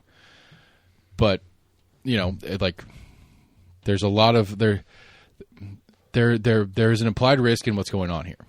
We all know that. That's part of why we like it. There's the implied risk. We like the danger of it. We like to spectate on the danger of it. That's why boxing and MMA and football is so popular because we like the pain. We like to watch it. We like to see the intrigue. There's intrigue in that brutality. That's why we like it. So I don't disagree that they should to postpone and or cancel the game because of that. But like it's one of those like I try to think about it, try to step back and put it in other situations. Like who's at fault here? Like there's a lot of blame going around in conversation. Like the NFL's fucking assholes because they don't give a shit about their players and this, that, and the other. It's like they may or may not. It's I don't know. You know, but like if that happened if that happened to one of my employees, I mean they shouldn't be getting hit in the chest as part of the job. That would be weird in and of itself. Right. But, you know, do I shut down operations because one of my employees died? Probably, because I care about my employees for the day. I mean, yeah. I mean, on the specific comparable. But am I an asshole because I open tomorrow? Or the day after? You know, that kind of stuff. Like, people want there's a contingent of people that think the NFL's evil for trying to continue what they do because of this thing that happened. It's like, well, no, this is what they do. Now, I think there's one guy that people that expected for the season or I guess the NFL just like stopped playing games for a couple days. I mean, the fact that the NFL didn't immediately cancel the game, like instantaneously, that they waited 59 minutes, I think was the argument. They waited 59 minutes to cancel the remainder of the game. Like there was some implication that the NFL might demand that they finish the game. I'm kind of surprised they even waited. I don't know. I mean, you don't know what's going on. Like, I mean, players get hurt on the field all the fucking time. That's what I'm saying. And we wait 5-10 minutes, and ambulance shows up, they get carted off, and the game continues. Right. You find out an update later. Right. Like, hey, they're taking him to the hospital. You know, and again, an unpopular opinion on my part is there is some level. I won't say it's totality. I won't say the NFL doesn't have responsibility either, but there's some level of responsibility on the individual. Obviously, you are a fucking athlete if you're a professional football player. But you chose this sport. There is some level of responsibility on the players. Some, yeah. I mean, you know there's a risk in anything.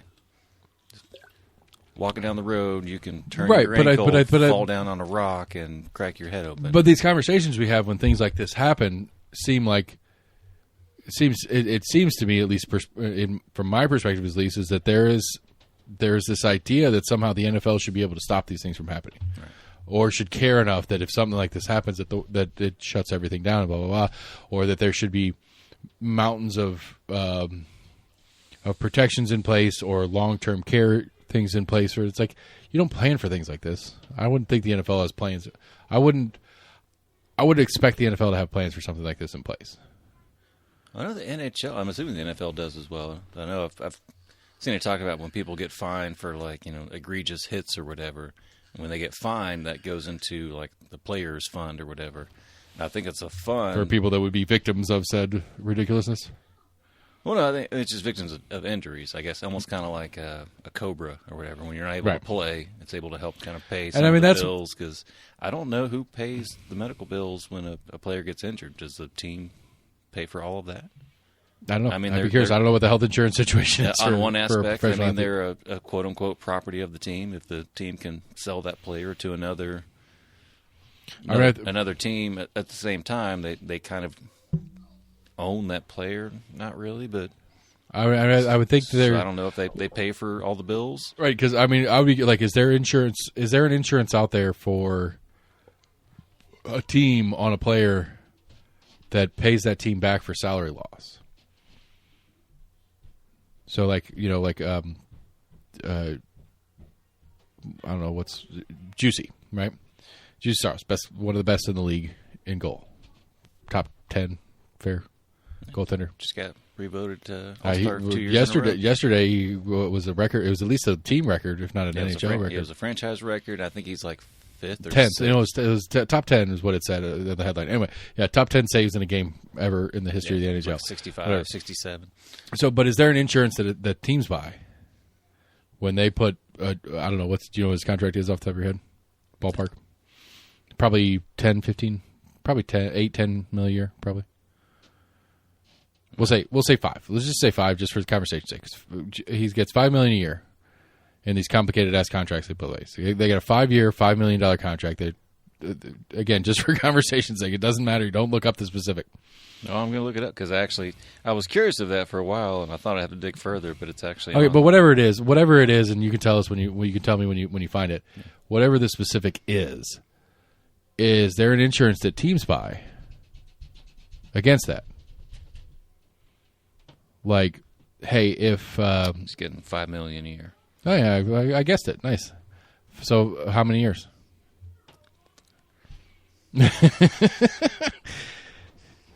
Never close the window before I ask my follow-up question. Until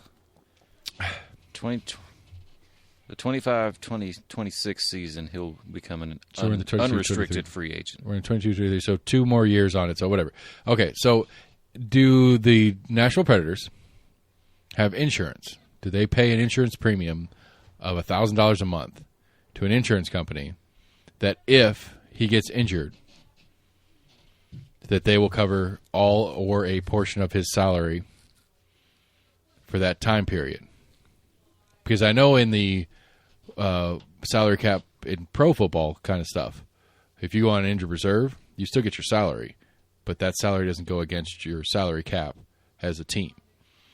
So in the NFL, for example, if you have $100 million to spend on players in a year and a $10 million player gets injured and goes on IR, that gives you an extra $10 million to spend, even though your full salary is $110 million. And I wonder, this is like the second season in a row that we've got a defenseman that's been on like long-term IFR or whatever.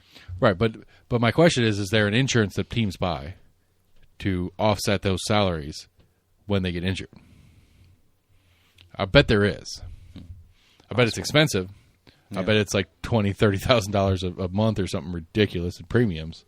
But it's saving them that much more. Right, but when a $5 million a year player gets hurt and they're paying that salary off the insurance instead of paying it out of pocket and kind of shit like that, it's probably less than the $20,000, $30,000 a month they're paying. I read something interesting. I haven't like looked into it to see how truthful it was, but I think it was on like Facebook of people that are supposedly in the know of the contract stuff of like a two-way player. Because I kept wondering about some of these people they keep pulling up from their affiliate team and then get sent back down, but then get pulled back up. They get sent back down for a game, but then get pulled back up. I guess it's people on two-way contracts that they only have to pay them. Or there was something that if they send them back down and then recall them, if someone that normally works in the lower team does so many games in the NHL level, they have to pay him at a higher rate. Right. That to me would be. I'm sure it exists. I'm sure there's a podcast out there that does it. Something like once they play so many games, they become like an NHL player. That'd be a fascinating deep dive into the front office. To where, yeah, like you said, it kind of goes into their salary cap of what they're spending. Right. Like how all that shit breaks down, especially in a sport like hockey, where there's a lot of back and forth movement. But I mean, even in football, you know, you've got players that are practice squad players. I mean, you got Josh Dobbs all of a sudden playing in Tennessee again, who's starting for the second week in a row for the Titans. What is he? I thought he was coming in a second string. No, he's starting. He started last week. He's starting again this week. You know, and it's a crazy fucking system, and all the shit goes back and forth. And like, I mean, just in the like the surface level bullshittery of it, like, who won the Super Bowl last year? Chiefs. How many players played for the Chiefs throughout the year? Right. They only have a 60-man roster. I can't remember what. Like, there's a specific roster that they're allowed to have on game day. They only have 60 guys that are on the sideline. Not even that. It's like 40 something.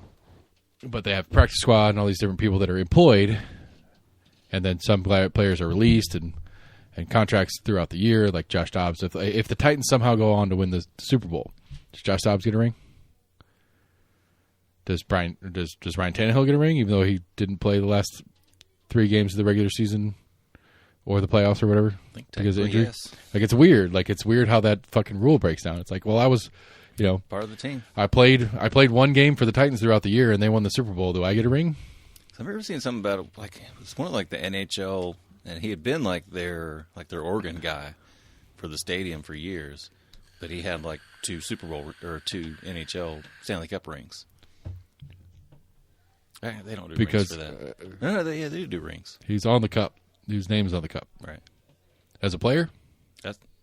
I guess just as a part of the organization. For who? It may have been especially. I want to say it was like the arena's like organ player. For who? What team? I don't remember exactly. I'm assuming Detroit because of you, but who knows? I gave up on Detroit a long time. I know, but I'm just saying. It I sounds like was born in something you Detroit, would... I like the Detroit of the late '90s when they were like the Russian Five. See, I'm still stuck with... I'm a stuck Pens fan, and that's because of the late '90s Penguins when they were the fucking... Well, the early '90s Penguins when they were the bee's knees with Lemieux and Jágr, who's still playing. He's still playing in fucking Czechoslovakia. Yeah, he owns the team and plays. Gangsta. He's fucking like 60, dude. He's old as shit. He mentioned like that. I think he mentioned like some NHL teams that he was available if anybody wanted to like bring him back. I mean, he is a fucking journeyman. He played here like 2 years ago. Yeah, but still did okay. I mean, not great, but yeah, he still had some skills. Yeah, but I mean, it's like that's the Pen, like the Pens, like because the Pens right now are the same thing to me. Is there's that the big two. Back then was Lemieux, Canadian, Jágr, Eastern European. The big two, Czech. Yeah, and the big two now are Sid, Canadian, and Malkin. Still remember? Did you hear the hilarious Eastern story European. of some lady that tried to blackmail Jaromir Jágr? No. Apparently, it was kind of like a one-night stand, and I guess she tried to like blackmail him, and he was like, "I don't give a fuck." Everybody knows that shit. He's like, "Sure, try to blackmail me on this." It's a gangsta move when you can do it. Yeah. Any thuds and stuff you guys are hearing, or my kids and a kid's friend running around upstairs? Anything else you got? I'm kind of running out of steam here. Yeah, nothing of importance. No fun. Where's your? Oh yeah. Don't have a Florida man. Oh damn it! No Florida man. Fuck. I still haven't made a sound and edited into that. Yeah, for you actually people that care about local shit, I'm very interested in how this animal ordinance bullshit goes down. Oh, they're gonna kick back a bunch of money to the people that bought half of the strip and are gonna build those fucking big ass buildings in the strip too. There's a pilot proposal coming on, and Fort Kidd's in the news again. That's another one that's ridiculous local. What? Yeah, we can't tear it down for whatever reason. So anyway, Pens didn't play tonight. Preds win. Last week of the regular season in football. Oh, there was a man. Sorry, I got one weird story. All right, wait, hold on. Story of the weird. Story of the weird. Here we go. Story of the weird. Everybody story of the weird. It's late. Here we go. There's a man accused of burglarizing the Brewers clubhouse. A man passed out Son in the of a bushes bitch. outside the Milwaukee Brewers Stadium after a game, and upon awakening, entered the team's clubhouse and stole electronics, a credit card, team memorabilia, and other items, according to a criminal complaint. You son of a bitch messing with my Brewers. I don't care about baseball, but I mean I mean it's the fucking Brewers. Obviously, he passed out drunk in a bush. What do you expect to happen? Oh, wait, sorry, I found a Florida man. All right, actual Florida man story. Whoa! What Two a people in close. Florida were arrested after one of them made a 911 call to get help with moving their belongings from a home they were burglarizing, authorities said. Oh, that's brilliant. Brilliant. All right, that's a Florida man story. We need some help. Holy shit. Help me move my shit, officer. Well, not my shit, somebody else's shit. I can't carry it all. Somebody else's shit that I can't move. Almost Agreement at gmail.com. Facebook, Twitter, YouTube. Check out the website, almostagreement.com. I will be working on the 23 voter guide for you city folks.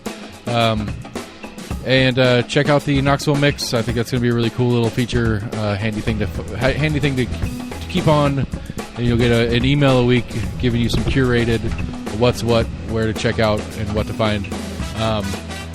Compass Points Podcast, CompassKnox.com. Go subscribe to their actual paper. It's good shit. And also subscribe on your favorite podcast provider to that podcast. They're way smarter and more informed about the things, but we're almost in agreement. Follow us and like us on Facebook and Twitter and YouTube, and get us on one of your favorite podcast providers and subscribe there as well. Tell your friends about us. Help us get the word out. We're going to keep doing what we're doing, and we appreciate y'all for listening, and have a great night. Happy New Year again.